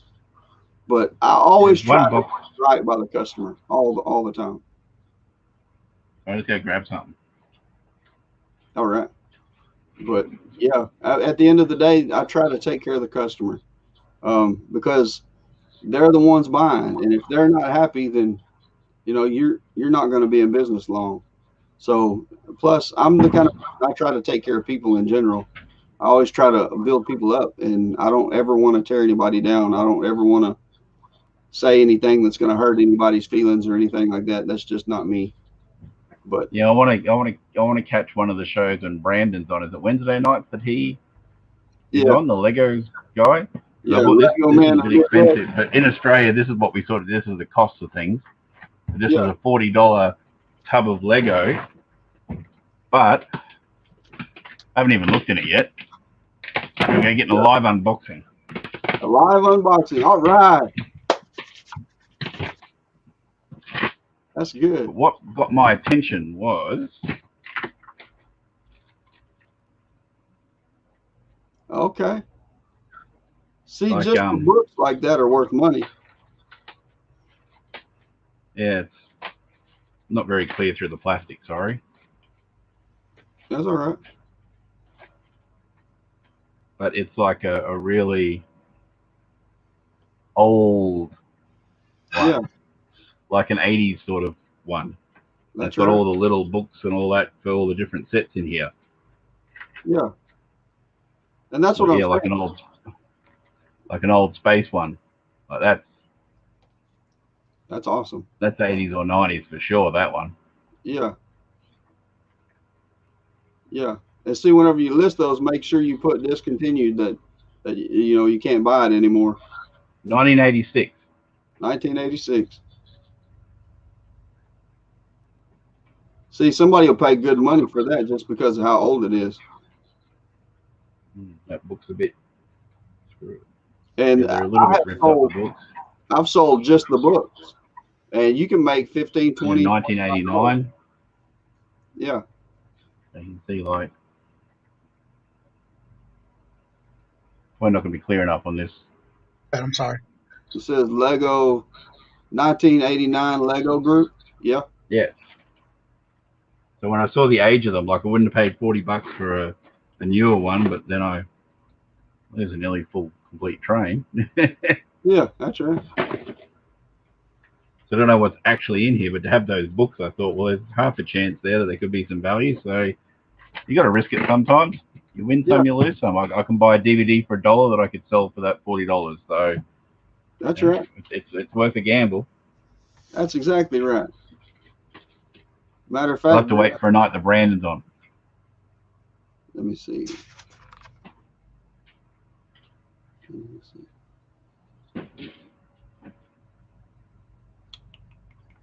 I think that is Saturday's topic.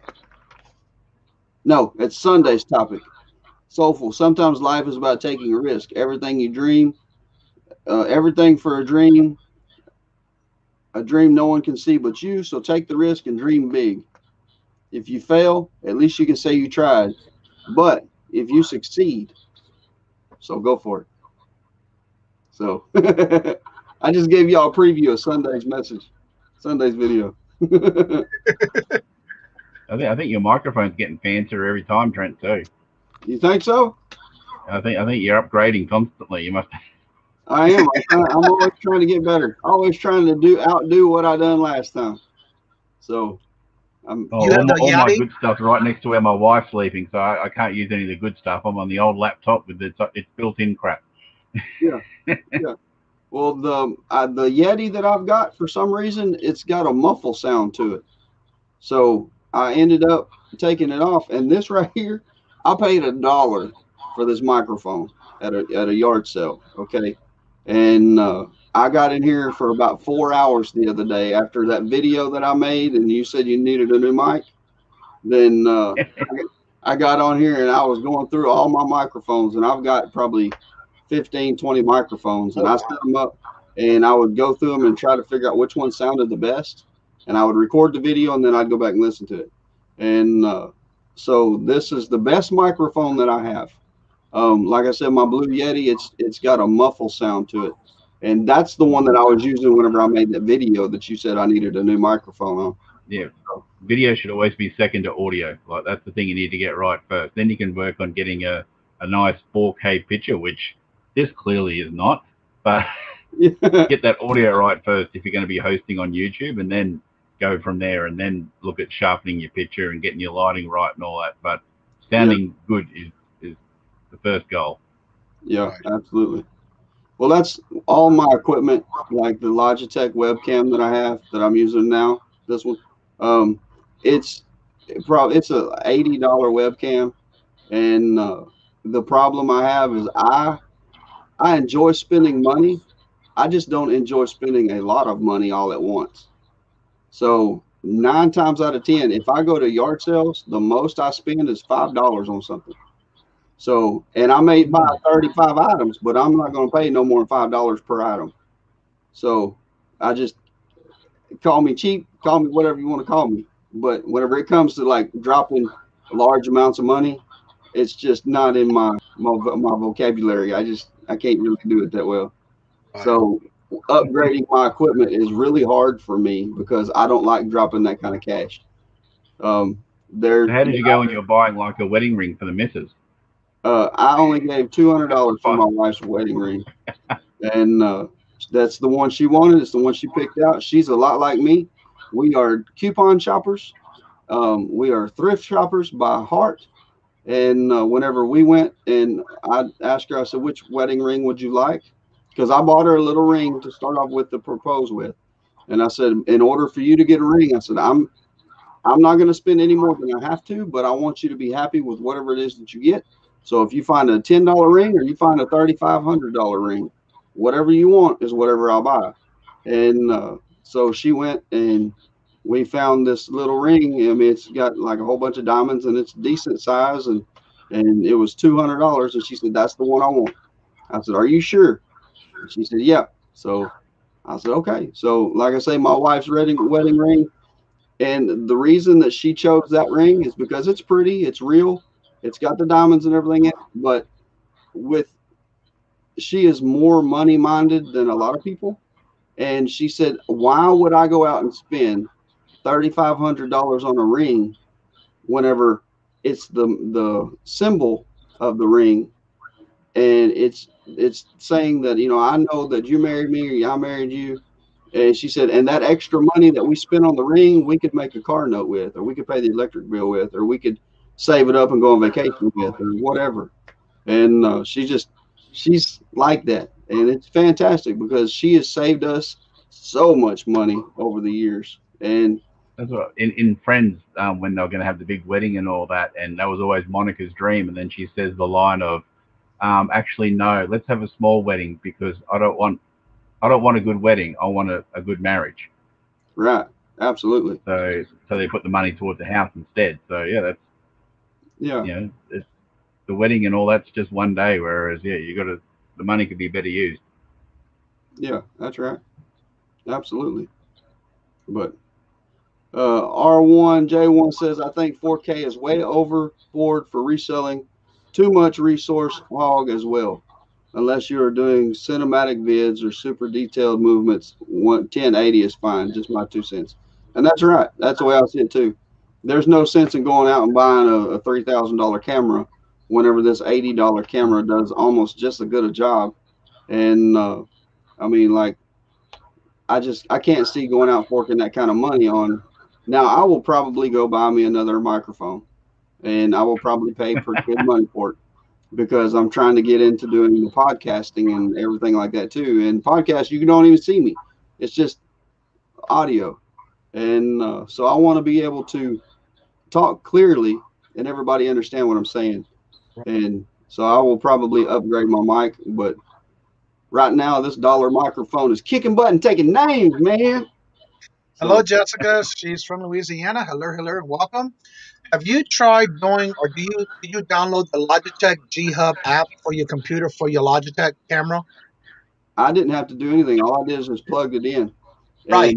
If you download the app, it's called Logitech G Hub for your computer. It'll help you also do other things with your camera that you just by plugging in, it's all it's doing is focusing on you. You can actually do other things in there, like focusing in closer, going more left or right, and adjusting your camera, even though it's in a standstill. Yeah. That app you can do everything you want to do with that camera in that app. Okay. It's for the Logitech. Actually, heard that Paul told me about that, and since I downloaded it, it does wonderful when it comes to focusing and all that good stuff. Okay. Yeah, I've never heard of it. So it's called the Logitech G Hub. Okay. It's the app that you can just download off your computer.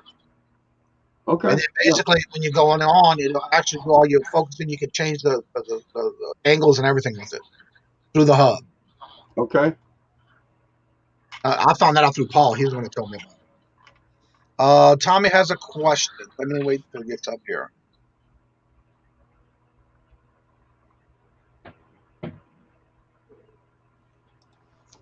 Let me see here. Let's see. I have a question for Johnny and Trent. Is the end game of for you guys to be primarily a reseller or a YouTuber? For me, it's a reseller.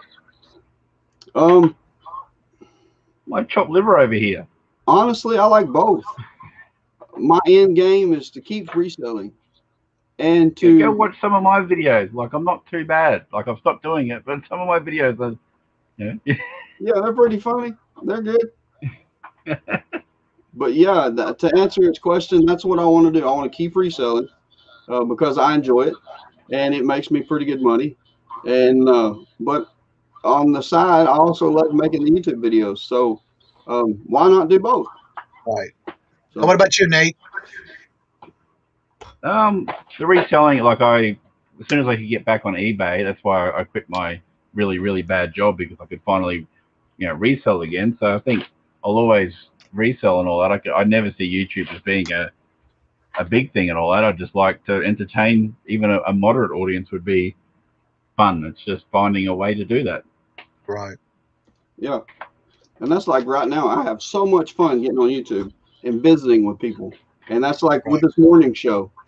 When Johnny asked me, he said, "Hey, would you like to be the co-host with me?" And I was like, yes, because I love getting out here and talking with people, and I love the conversations, and I like the screen time. I do. I honestly, I love the recognition. I love being on camera, and call me self-centered or call me whatever, but I'm just being honest. I mean, I do. I like being on the camera. I like visiting with people. I think the main. Go ahead, sorry, Nate. I was just going to say really quickly, the main thing if you want to start out being a YouTuber is get yourself the best phone you can with the most storage in it, and just any time that you're out and something happens, boom, you can be shooting in 4K, and then you can condense it down to whatever you want. But this should be the first tool in any person who wants the YouTube's arsenal, is a good phone with a lot of memory. Yeah, that's right. Do you do everything on your phone, including your videos, or do you have a camera that you use separate, Nate? I've got the GoPro, Huh? so that's the strap on, just for so I can go to markets and all that without having to film if I'm focusing on doing that. But yeah, like I never edit on my laptop or anything like that. It's a Note 9, so I've started using the old the stylus pen, so that's good when you want to get the down to a fraction of a second. You want to slowly, so it took me a while to get into using the stylus, but when you want to sort of have the music cut in at just a certain moment, or a sound effect or a transition and all that. But like a phone is. So are you editing on your phone? Yeah, I edit on the phone. Yep. Trent? This is the GoPro Hero 3 Plus. Oh, wow. And it's a vintage, but it's the only one that I've got. So that's what I use. Hero 3, I use the Hero 3 to strap to the dogs or the nieces and the nephew. It's like the back. I've only paid $30 for it though. It's the backup camera. See that it all goes I've down. mounted it onto the dog and let him run around, and it all goes back to me not wanting to drop the money on a larger product. So well, I did a video when I bought my GoPro. What have I got? A 7, I think. Yeah, when I bought that, I actually bought a lot of video games for $50, and then showed through a website that I used that I accrued enough money in credit that bought me the GoPro 7. So it was just a way of saying, well, I didn't pay full price for it. I actually used my skills as a reseller to pay less for it. Yeah, that's right. And I would like to have the GoPro Hero 8, or the 9, whichever one they've got out there. I'd like to have it, but I have the 8. I'm not going to pay for it. So I didn't pay for it. It was given to me as a gift. Yeah, see, that would be fantastic. Yeah, exactly. Wings of Love says, I do all my videos on my phone. I know some people that do that, so there's nothing wrong with it. Yeah, that's right. Like Nate was saying, he's got to use a stylus because sometimes you got to get those right points in when you're editing, and I just can't do it on my phone. I'd rather do it on the computer. Yeah, I would rather edit the videos on the computer too. I do a little bit of both. I do the editing on the phone, on the fly, and it's harder for me to do the phone, and you have more options on the computer, and you can do more with it. I always wanted to be used to it on my phone, because the whole idea of Drifter Thrifters is we're going to get out into our camper van and travel around Australia and all that, and the smaller and more compact the better. So rather than having to set up a laptop, all I need is my phone. Right. That's a good idea. Did you see what Angie Resale said? She said, I bought a GoPro last year and we went on a cruise a week after and she dropped it in the ocean. I would cry. I probably would. You would miss that $5 that you spent on it, wouldn't you? Yeah, that's right. That's right. Jules, the question is, have I been able to focus in items when I'm auctioning with the GoPro 8? I do not use the GoPro 8 when I'm doing auctions.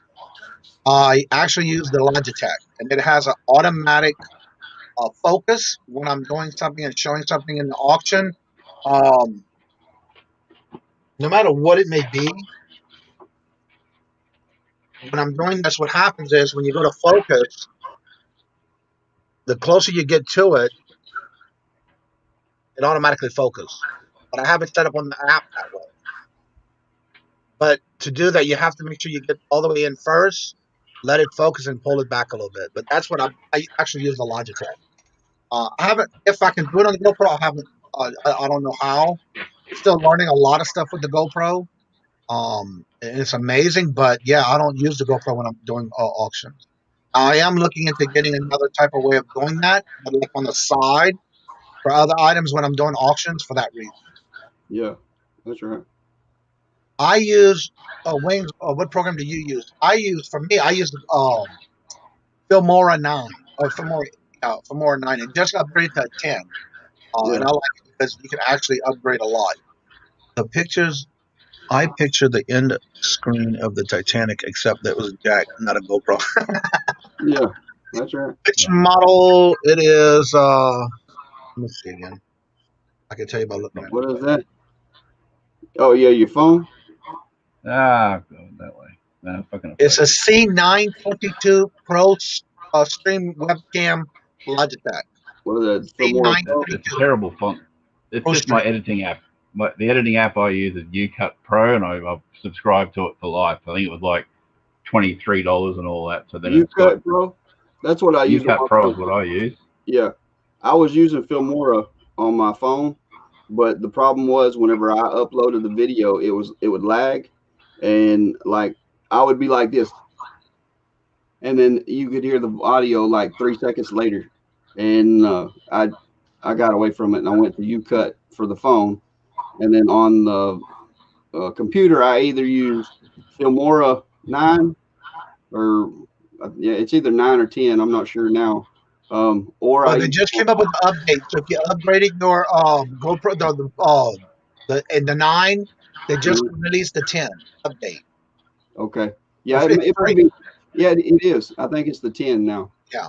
But I either use that or I'll use a software called Movavi, and Movavi is outstanding. It's super cheap. I mean, it's like $20 a year or $20 for the lifetime or something like that. And it's fantastic. It's a great software. And like I say, you can do everything with Movavi you can do with Fimora. But Fimora is a little bit more of an upgrade, I guess you could say. To perfecting Earl's question, how do you set up a GoPro to do lives with? Do you hook it up to your laptop? I do not use the GoPro for lives, which if you can, I don't know how. I haven't done it, but I have used it because I tried using it for lives and it didn't work. What I do is I use the GoPro for when I'm doing my pre-recorded videos, or when I'm doing videos and I use that to download to do my videos itself. But for a live, I use the Logitech. I think you need a GoPro 7 or up in order to do lives with it. Right, what? That's why I picked this one, so you can send it live. Yeah. In order to go live with a GoPro, if you've got an older GoPro, you have to buy what you call a cam link. And if you get on Amazon and you just Google cam link, there are two. One of them is called the Elgato cam link, and it's $129. There is a cheaper version, and I cannot find it here. It's somewhere here on this desk. That is $20. It's $19.95, and what it is, it's HDMI video capture card, and you plug your cord from your GoPro into that video capture card. Yeah. and you plug it into your computer, and it's just like a webcam. That's how it makes the GoPro go live. That's my GoPro link straight to my phone. So then that's good as well, because then you can set your GoPro up somewhere, and then you can, get to whatever you want your shot to be, and then you can record and you can check your angles and all that. So it's good that the 9 has the front-facing camera, but if you utilize your apps, then you don't, it's the same thing. You can sit there and look at your phone and be like, yep, I'm lined up. So which GoPros do you know of will do that? Will link up to your phone like that? Is it just the 9? I'm pretty sure it's 7 and up that you can. 7 and up. Okay. Yeah. Okay. See, that's something that would be handy, because like if you're out filming in Walmart or doing thrift store shopping or whatever, then you could go live like that through your phone and do the recording with the GoPro app. But like for me, for instance, the only way that I can go live with my GoPro is if I'm here on my computer and plug it directly into my computer. It won't link up to my phone. So one of my videos, I actually set up my GoPro. I thought, okay, well, all of us were looking around the store and all that. So I found a little shelf and I put it up there and left it on speed recording and all that. And we got all the way home and I realized my GoPro was still in the store. So the video, you see about 30 seconds of other people shopping and all that, and a few people glancing at it, and then me running in like, yeah. Oh, my wife was going to kill me. It's like, you did. When my daughter first got her very first cell phone, we paid like $200 for a cell phone, and she's always been very. You paid $200 for something? Yeah, I did. Hey, you couldn't drive or live in? It wasn't for me. It was for my daughter. Okay, I will fork out some money for my kids, but she got this cell phone and she was walking around Walmart with her mom, and she had reached into the dairy to get some milk, and she had set her phone down inside the glass case, and we went ahead and finished shopping and all that kind of stuff, and we get outside and she's like, oh man, and she realized that she had lost her phone. She started panicking. She's like, Dad, I think my phone's in the store. And I was like, what, are you serious? We just bought you a $200 phone and you done lost your mind.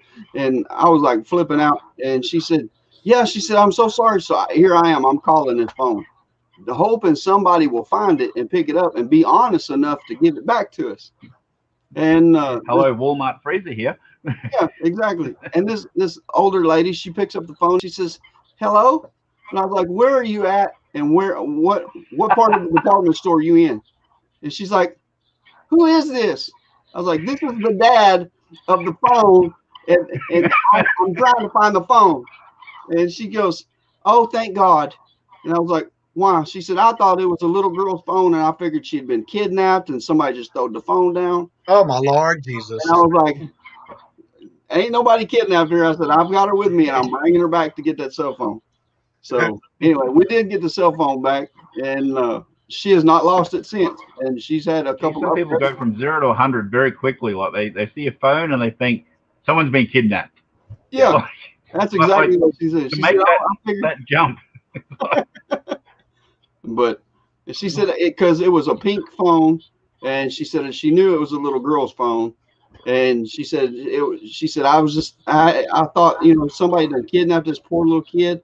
And she said, and I was thinking, bless her heart, and I was like, where are you at? Where you got my phone? But I made a fish thing there to come up with a question. Somebody has a question for Nate. Right. There we go.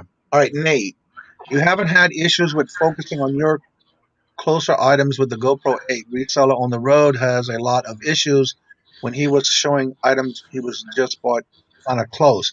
I don't know. I've never had a problem with the GoPro without being out of focus. Did you have any problems? No. Like, I'm always surprised at things it can pick up. Like, it's just, for me, it's a matter of getting the angles right. Like, I'll be looking at stuff that's up high and I'll have it facing down too low, or I'll be looking at stuff on tables and it's like, so you're constantly having to try and adjust and aim it. But in terms of, I think that's one of the beauties of GoPro is that it's sort of, it doesn't pick one thing and focus on it like some other cameras can do. Like it sort of just goes, no, I'm going to try. It flattens everything and just tries to keep as much in focus as possible. Because that's the whole point of them. Like if people are on a surfboard and there's waves splashing in front, like that would, and it focuses on the water in front, that would ruin it. So yeah, the whole thing of a GoPro is it's meant to, flatten and keep everything. One thing I have clear to as say about the possible. GoPro though, when you're setting it, when you first get it, you need to set up all your settings at the beginning. Mhm. That way, when you go to turn on your GoPro at all times, it will automatically focus and it'll automatically give you that width that you want on your camera as well. And like someone said before, when you're focusing on reselling and things like that, it doesn't necessarily have to be 4K just because you have it. Like, especially when it comes to data on your phone, like, and also uploading to YouTube, depending on, that's the only problem. Like, editing on your phone sucks because the upload speed is pretty terrible. Whereas if I put it onto a laptop, it's like 30 seconds. But yeah, like, it doesn't have to be 4K, and yeah, just lower it a little bit, and then your file sizes are smaller, and it sometimes can be a little bit clearer. Like I've done the 4K videos that I've done. Sometimes it'll be, like what's his name that was here before? Sorry, Jerry. Jerry, like with his fan. Like you got a GoPro on, and there's a fan going like that. 4K, it kills it. It like makes it flash and all things like that. So sometimes dumbing it down is the better option. Yeah, that's right. All right, I have an answer for this one. I'm going to get it right now for you. I need Backpack. to figure out some way to wear my GoPro. Do you have a guy's handheld thing or something else? I wear a chest Backpack strap all day. Yeah, I wear a chest or strap. If it's winter, I've just got a clip like this, and I just zip up my jacket 3/4 the way and just tuck it inside my jacket, like just where the zipper is. GoPro, if you buy the kit, you can get several things, and this is a few of the things. First of all, if you do a backpack, you have one of these that you can actually clip to your backpack, and you adjust the camera here. Yeah. Then there's a smaller one that just slides onto a thinner strap. But the one I use is this body strap. Basically, this is your front plate that goes on your chest. Yep. This goes around your arms, and you can adjust the camera over here. That way, your hand's free, and it's always in the center of your chest. You can adjust the camera. The only time I used that was to put it on my dog. I'm sorry, what? The only time I ever used that strap was to put it on my dog. Well, I use it all the time because when I'm sourcing, my hands are free. That way I ain't got to worry about like a lot of people use the little handles for the camera. I don't. I use that. I put it on my backpack. Carry. Well, I don't carry a backpack. That's too heavy for me. With my back, I'd rather use this than a backpack. Like this. There you go. Yeah, that way you can do whatever you want to with your hands. You can talk to people. You can pay people. You can look at the products. And like whenever I'm sourcing, I will take the product and I will look at it like this. That way the camera can see it. It's right in front of the camera. And then you can talk about it. And then whenever you get back to edit the footage, you've got a good clear shot of whatever it is that you want to comp prices for, or you want to say, hey, I paid this much for the deal or whatever. But they're super easy to put on and take off. Is that the waterproof case you have around it? Yeah, it's a waterproof case. Yeah. On the back side, it's actually got literally the exact same GoPro. It's got the holes in here, so the audio is better. It's more clear. But I do have a clear case that's a solid back. But whenever I'll put the clear case that's a solid back on it, then it kind of muffles the audio. It's more for like going underwater and stuff like that. But yeah, this is what I use. Put your strap on away, Trent. The what, sir? Put your strap on away. Put my strap on away? Yeah. Didn't you read the comments? Oh, no, I didn't. Not yet. Do I wear a jacket over it? You know you do. That's the highlight of your day is looking at that strap on. For me, when I'm wearing a jacket, you can put it to where you can zip it right up below it to where it's still out for you to use. That's my point of reason. I use it is because I have both hands free when I'm doing things and looking at things that I'm looking at. Again, you can wear a backpack. Yes, you got to remember whatever side you're putting it on, you're only going to get that look of where side you're using it. Whereas in the middle, You can adjust it. You have your YouTube on your phone or something on because it's echoing on Nate. No, not on at all. Okay. I just hear a lot of echoing. Like somebody watching YouTube on their phone or something. Yeah, it does look weird, but I use it. I put it actually under my shirt when I'm going out. I don't wear it on top of my shirt because I want to adjust the camera. I just think it looks weird. Like the videos where you see like 3 different YouTubers meet up, and like 2 of them have got the hand one and all that. To me, that just looks. I don't want to be that type of YouTuber. I just want to be incognito as much as if I could have a jacket with a hole in it that just the camera lens. I would much prefer that. I don't want to look. I don't know how it is in your country, but here you have to make sure in some states it's illegal to video somebody without their knowledge. Yeah, that's right. Yeah, as soon as you start going for like on your hat or wearing the head strap, like, nah, I'm not going to be doing that.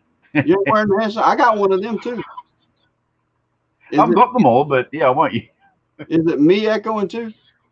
Yeah, I'm echoing too. It's me and Johnny echoing through your camera setup. Yeah, because I have nothing open but the StreamYard and the pop-out chat. I have no YouTube on, so it's only coming in when we're talking. Yeah. It doesn't do it. Coming to my yard sale filming. Some people don't like that, so yeah. Yeah, that's right. Hiking style outdoor GoPro camera be used indoors. Yes, you can. You can use a GoPro indoors or outdoors. It's just an action camera where you can record anything you want to record. And personally, what I do is I wear a backpack and I wear my chest strap. And usually I wear the chest strap on the outside. That way people see the camera because I am a people person and I love talking to people. So when they're like, hey, what's that on your chest? Or if I see people looking at my camera and they're giving me funny looks, I'll say, it's a GoPro and it's a camera and it's filming right now. And usually they're like, what are you filming? And I'm like, well, it's I film everything. And the reason is because I YouTube and I try to capture all, and I tell them what's going on. And usually I end up giving them a card and telling them things like, hey, by the way, if you have anything that you're wanting to get rid of and you're wanting to sell it fairly inexpensive and whatever, hook me up. Here's my number. You can call me and I will come by and I will pick up your products and I will pay you a little bit for it. And I have made so many connections from wearing that chest strap on the outside because people are curious and they're like, one lady thought it was some kind of heart monitor and she thought I was dying. And she's like, oh, are you going to be okay? I was like, yeah, I'm fine. I'm just recording everything. She said, oh, that's not a heart monitor? I was like, no, that's not a heart monitor. I said, I'm fine. I'm just, I'm going to be okay. I promise. Okay, Nate, on this question, do you have the clip that you use on your backpack? No, it's always attached to my backpack. And my backpack's not here. Okay. All right. You use it permanently just. Yeah, because I don't use the clip. I don't use a backpack. Yeah, it's not a specific. It's one that was actually, I think, for like put around a bike or something like that, and I just tightened it a little bit more, and I can move it up or down as I need to on the strap. One of the tricks that I found, I'm left-handed, so I put it on my right strap. So if you want to put on your backpack, put it the opposite of your dominant hand, or else you'll be dealing with your hand always in front of the camera. Yeah, that's what's good about these clips. You can put them on either right or left side, but on the thicker one, it has a pretty thick clip on it. I don't use it because I don't use a backpack. But if you were, it's pretty strong, so you can adjust it either up on the right or the left. Doesn't matter because you're basically going to be taking your camera and putting it through the slit right here, and then of course I have the one that just slides on. So this comes in a kit that you can purchase either at Best Buy or online, and that comes with it, including the handle that you would use like a little tripod. And when you do that, it does come up where you can actually use it for that reason. So Nate, it's got to be you because every time I mute it's coming back on. What was that you just showed? The clip? I was just saying, yeah, I've got a clip too, but the clip I mainly use for when we're driving. So we either face the camera to us or we face it and do like, what do you call it? The time lapses and things like that. Right. So the clip's very handy for that too, like straight onto my dash. Now, Still there's a echoing with question. you? Wendy has a question. This one I do not know the answer to, but maybe somebody else in the chat will. A newbie question: can a hiker style or outdoor GoPro camera be used on the indoors too? I didn't know there was a difference. Yes, you can. And the reason, like I was saying earlier, it's just an action camera, and the action cameras are set up to capture everything, and they should autofocus for, like, if you go inside and the lights are a little bit darker and not quite as bright outside, then it should focus. Because like my GoPro, I use it inside just as much as I use it outside, and I will record anything with it. And that's the good thing about GoPros, is you can literally film whatever you want to film, and it does it really well at taking good clear pictures. And just remember, when you're inside too, like if you're just focusing on the one thing, then you can go for the regular screen. Whereas when you're outside, that's when you might want to use your widescreen, which is it's like a cat eye or fish eye sort of thing. So it sort of elongates it all, so you get a lot more into the picture, which is good for, when you're at garage sales or op shops, that sort of thing, that you'll, something might happen off to your side, but you'll capture it because you got it in the wide angle mode. Whereas if you're just setting it up to film something inside, then you can just get it down to your regular screen ratio. That's right. And just as a disclosure, we are not getting paid by GoPro to promote their products. Yeah, Which we were, but we're not. I got a terrible camera. That's not going to focus. See, that's a nice GoPro, bro. That's nice. No, but it's the field of view. That's what you just change. So there's wide, super view, and then depending on different, what's the word I'm looking for? Depending on the different, not definitions, what's the 4K and all that, resolutions. Depending on the different resolutions, you can go for super view, and then I think there's a bigger one from that too. Yeah, that's right. And like Treasure Hustler said, the recording audio, on the other hand, is a different story. Sometimes, and that's the reason, like with my chest strap, I've got the holes in the back, because if I'm going to record with the one that's solid, then my recording audio is muffled and it's hard to hear me, and you have to speak up really loud in order for the camera to capture the audio. That's the only way that I figured out that the audio sounds better, is if you have the holes in the back of the GoPro thing. I mean, you gotta have the case in order to wear it on the chest strap. You gotta have something there to hold the camera. And if you'll look and see if you have another case that's got the back on it, that's got the holes in it. Like I've got one that's solid open. It don't have, like this one here's got this little plastic piece in the middle. I've got another one. I've got three altogether. I've got one that's solid. I've got this one that's got the piece in the middle, and then I've got one that's completely open. And the one that's open is the one that does the best audio. But I like this one because it's the other one. I've got two chest straps, and the other one's on the other one. So and a good tip too, if you're doing like yard sales or going to lots of thrift stores in a day and all that, some people have the second battery, which is great. But say like you guys, you got the chest strap and all that, you hop in the car, I just plug it straight. Like I've got the cigarette lighter, power there. I just drive along with it plugged. I turn it off and then I put the charger in. So then you just you just leave it in place, but then you can be charging it while you're going to the next place, and just topping your battery up a little bit each time, because these things chew through battery. Yes, they say that the Hero 9 is supposed to be like so much better for the batteries. So I don't know. One of these days, 20 years down the road, I'll see. Whenever I find one for $5 at a yard sale, I'll pick it up.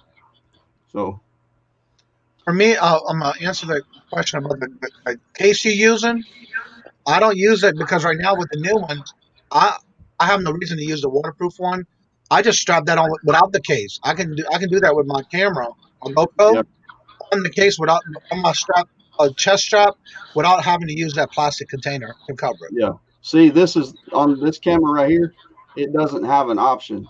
So you've got to take, like, I will take this back screen off like that. And then this is the entire camera. It doesn't have any way for me to hook it up. So I have to drop it into that case Oh, okay. And because I can't bolt it on, you see what I'm saying? Right. So Somebody's not at school today. That guy. Not.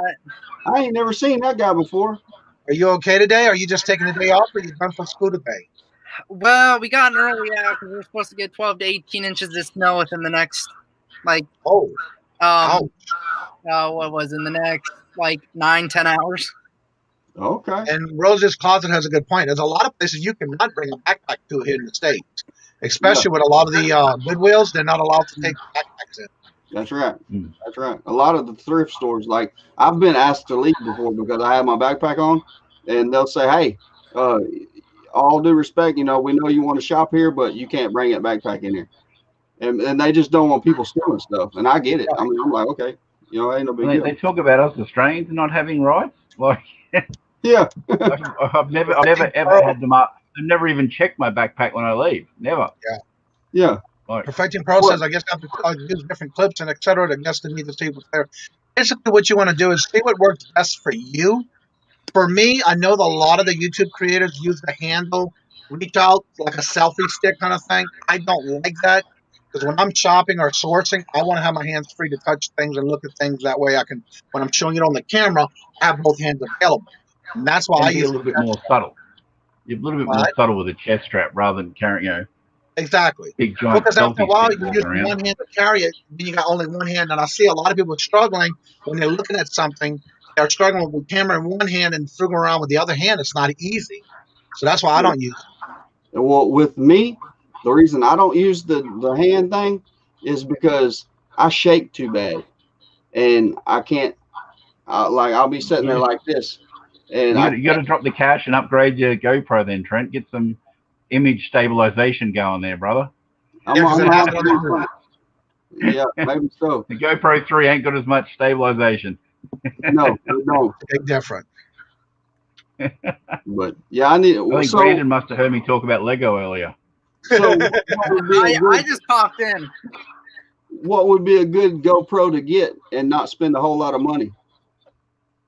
I think always get a black. I think that's what they only have the blacks now, I think, but it doesn't matter what model you pick, always go the black. So you're better off getting an older one that's black rather than getting a newer one that's the white or the silver. Okay, so it doesn't matter. That's why I landed on the 7. It was the 8 was a new one out at the time, and the 7 was good bang for your buck. And yeah, just avoid whites and silvers and all that. Always get your black. All right, Wendy has a question. Does anyone know the difference between the GoPro 8 and the GoPro cameras? I don't know any difference because I only have a GoPro 8. That's my first one I've ever had. And I'm still learning things that you can do with the camera. So I'm not sure. The Heroes are the more square ones. Is that them? I don't know. The Heroes are like a base model. Oh, okay. The Hero 3, I think it's one of the first ones out. Like I say, it's a handy little camera, and you can pick these up for about $40-50, and but it does everything that I need it to do. And I mean, it would be nice to upgrade, but for right now, whenever I record my videos, then this is the camera that I use, and it's just the Hero 3 Plus. And like I say, you can pick it up $40-50. But one of the good chats I had with Johnny one time too was going through voice commands with the newer GoPros. That was quite a funny one because we kept making each other's GoPros go on and off. But it's the handiest thing that then you're not sitting around trying to hit buttons and all that. You just walk into a store and say GoPro start recording, and then it records. The only thing I don't like about that feature, though, you cannot see. Like I use my phone even when I'm cooking. When I do my cooking videos, I use my phone on the app to make sure I'm centered and make sure it's not all over the place and it's where I need to be. Other thing is with those commands, you cannot see on the app on your phone. That's the only thing I don't like about it. Okay. See, I don't think I would like the app saying start, because like even whenever I push the buttons and I turn these on, I always check because there's so many settings on this phone, on this camera. Like I turn it on and I always make sure it's on the camera and the record, not the picture taking, or it's not on. The beauty of the voice commands though, because the commands are different. So if I say GoPro start recording, if it's already recording, it ignores me. So if you say start recording, then that's what it's going to do. If you say GoPro take a picture, it will take a picture. Whereas with the buttons, yeah, I don't know. Did I just stop recording or did I just start recording? Whereas the voice commands, you say it, you know that's what it's going to do. Right. Okay. Okay. Well, see, that wouldn't be bad. I would still double check and make sure it's still. I'm going to go grab my Lego to show.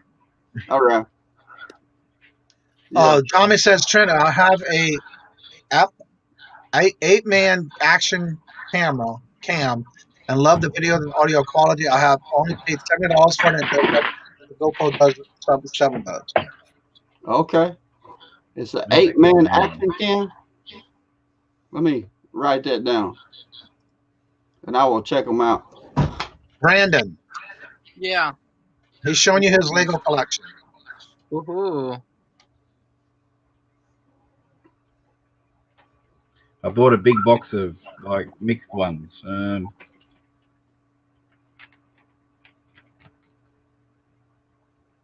Yep, the Space Police.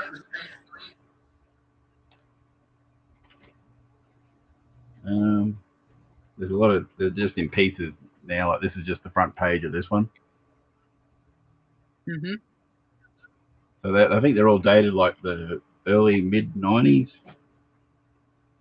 Yeah, I've got tons of new sets from one person. It's an old school Benny. Yeah. Yeah, that was it. I just, when I saw the dates and like that was the top one in the box, that it was a sealed box, and I saw that and I thought that looks like it's got a bit of age to it. So I took a gamble on it. Is this something you just found this weekend? A couple of weeks ago. Well, my dead stock pile is giant. It takes me a couple of weeks to get to things. You haven't seen Brandon's collection, have you? I've seen bits and pieces of it when he's not hiding in the closet.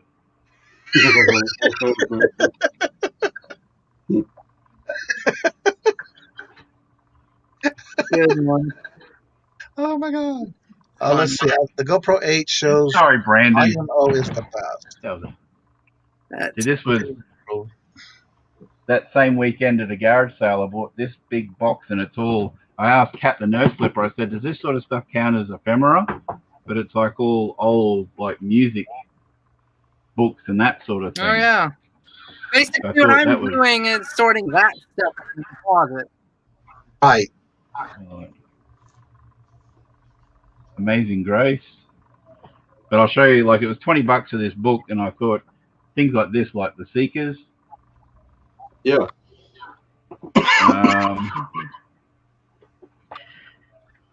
Here we go, another Seekers. Like this sort of stuff, I thought, you know, that's why I asked Kat, like, this would be ephemera, isn't it? It's like made out of paper. Isn't that just the general category of ephemera? It's going to be made out of paper. What's the years on them?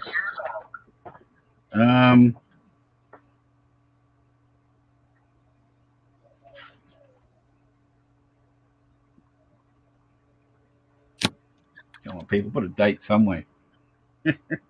It's not in the title page in the front?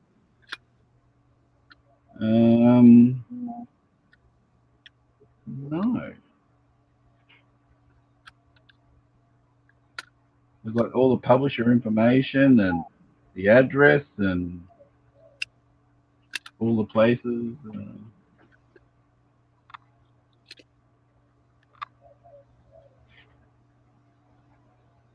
Yeah. Oh, that's the copyright. The copyright's 1936. I don't think it's that old. But then, like this thing here, so it's like all the music for all the Bee Gees and that. So I thought this thing alone looked like it'd be worth a little bit. 1978 for that one. Cool. Look, another live unboxing. Geez, Well, I thought I would just pop in and say hi. I'm going to go work on listing some more stuff. Okay. So. All right. Well, Thank you very much for sharing this morning with us, and hopefully you don't get too much snow to get blizzard in. I'll have to send you pictures. Yeah, really. See you later. All right, talk to y'all later. Yep. that one was 1963. Rogers and Hammerstein.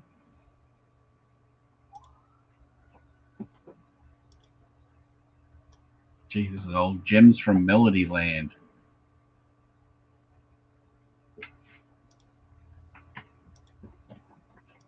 Yeah, I bought this like a month ago now, and it's just sat there, just on my get to pile. Yeah. Top 10 popular hits. Kamal, he's a legendary Australian artist. That's right. Howlers hits. So just a lot of age to it. Oh, Merry Christmas. And this is, I wanted to, like, one YouTuber I watch is called Chase After the Right Price, and he talks about buying your education. So the whole idea is that you find something like a cheap big lot of something you know nothing about, and you sell it and you learn. So then now, like pretty much any thrift store you go to, you're going to find there's always old music books and, you know, music, what do they call them, the notes, the pages like that. Every store has them. So it's worth, you know, if you learn the ones to look for in every category, and then, yeah, like. Well, then he says you never know. You might find one that's a signed piece. That's right. That's right. That as well, yeah. Yeah, people say that a lot with books too, and you buy big giant lots, and you find some random, like you got first editions, and then you got signed by author. So it can just take, you can buy 10,000 books for $10,000, but then it just takes that one first edition for something, or, you know, signed by an author that doesn't sign a lot or something, and it pays for the whole lot. Right. Well, that one's 1978 for the Lennon and McCartney one. Cool. Oh, does anyone know this guy? Nope. Never heard of him. Well, just his legacy, just think Bill Cosby, but the Australian version. Just. Oh, yeah? He's kind of, yeah, he's in prison in the UK for that. Oh. Oh, wow. It's all wedged down the bottom here now, so that's the last one. Let us have music for piano. But yeah, I thought that was just an interesting one that I can hopefully sell one or two and it pays for the whole lot. But you never know. That's right. I'm gonna go back real quick to the GoPros and all the cameras in them. Sorry, this person's just dated it themselves. Does that say 64 or 69? 1964, yeah. And that'd be the 3rd of December, people, because we do it that way in Australia and the rest of the world. We put the day first. Yeah, I know. That's one thing I've noticed. One of the things I want to say about the GoPros or any camera, whenever you're first starting out, when I first started out, I did the cheapest camera I can find. But you can do what's best for you. And again, the best way to find them is maybe something that you can find like at a garage sale or a thrift shop that'll help you get started. And then work from there and find what's worked best for you, whether it's price-wise or camera-wise or the functions that you're looking for. I noticed that we had a comment earlier in reference to the GoPro going live. Again, that was the same way with me. I thought I could use mine to go live, and you cannot. Unless there's a way to do it, I have not found a way yet. Some people are saying maybe the GoPro 9, but again, as you see, the treasure hunters has an issue where they cannot get theirs connected to the Go Live. So, again, there's so many things you can probably find out about that's works best for you. Yeah. I don't know any way of going live with it either. They say there's ways you can, but like I say, the only way I know to go live with this camera is you got to buy the cam link. And like I say, there's several different ones you can buy off Amazon. And the one that I got was like $19, $20, something like that. But they say that the best video capture card is the Elgato, but it's $129. And like I say, I just don't like spending that much money. So exactly. Well, all right, everyone. We're going to go ahead and close the showdown. Is getting to that point where I got to get to work and get some things done, or I have to go pick up my little boy from the vet as soon as they call me. He's ready, and I want to make sure I get things done before then. Go ahead. Don't forget all of the things we've got going today, guys. We've got Johnny's got the bingo tonight at 5 Eastern, 4 Central Time.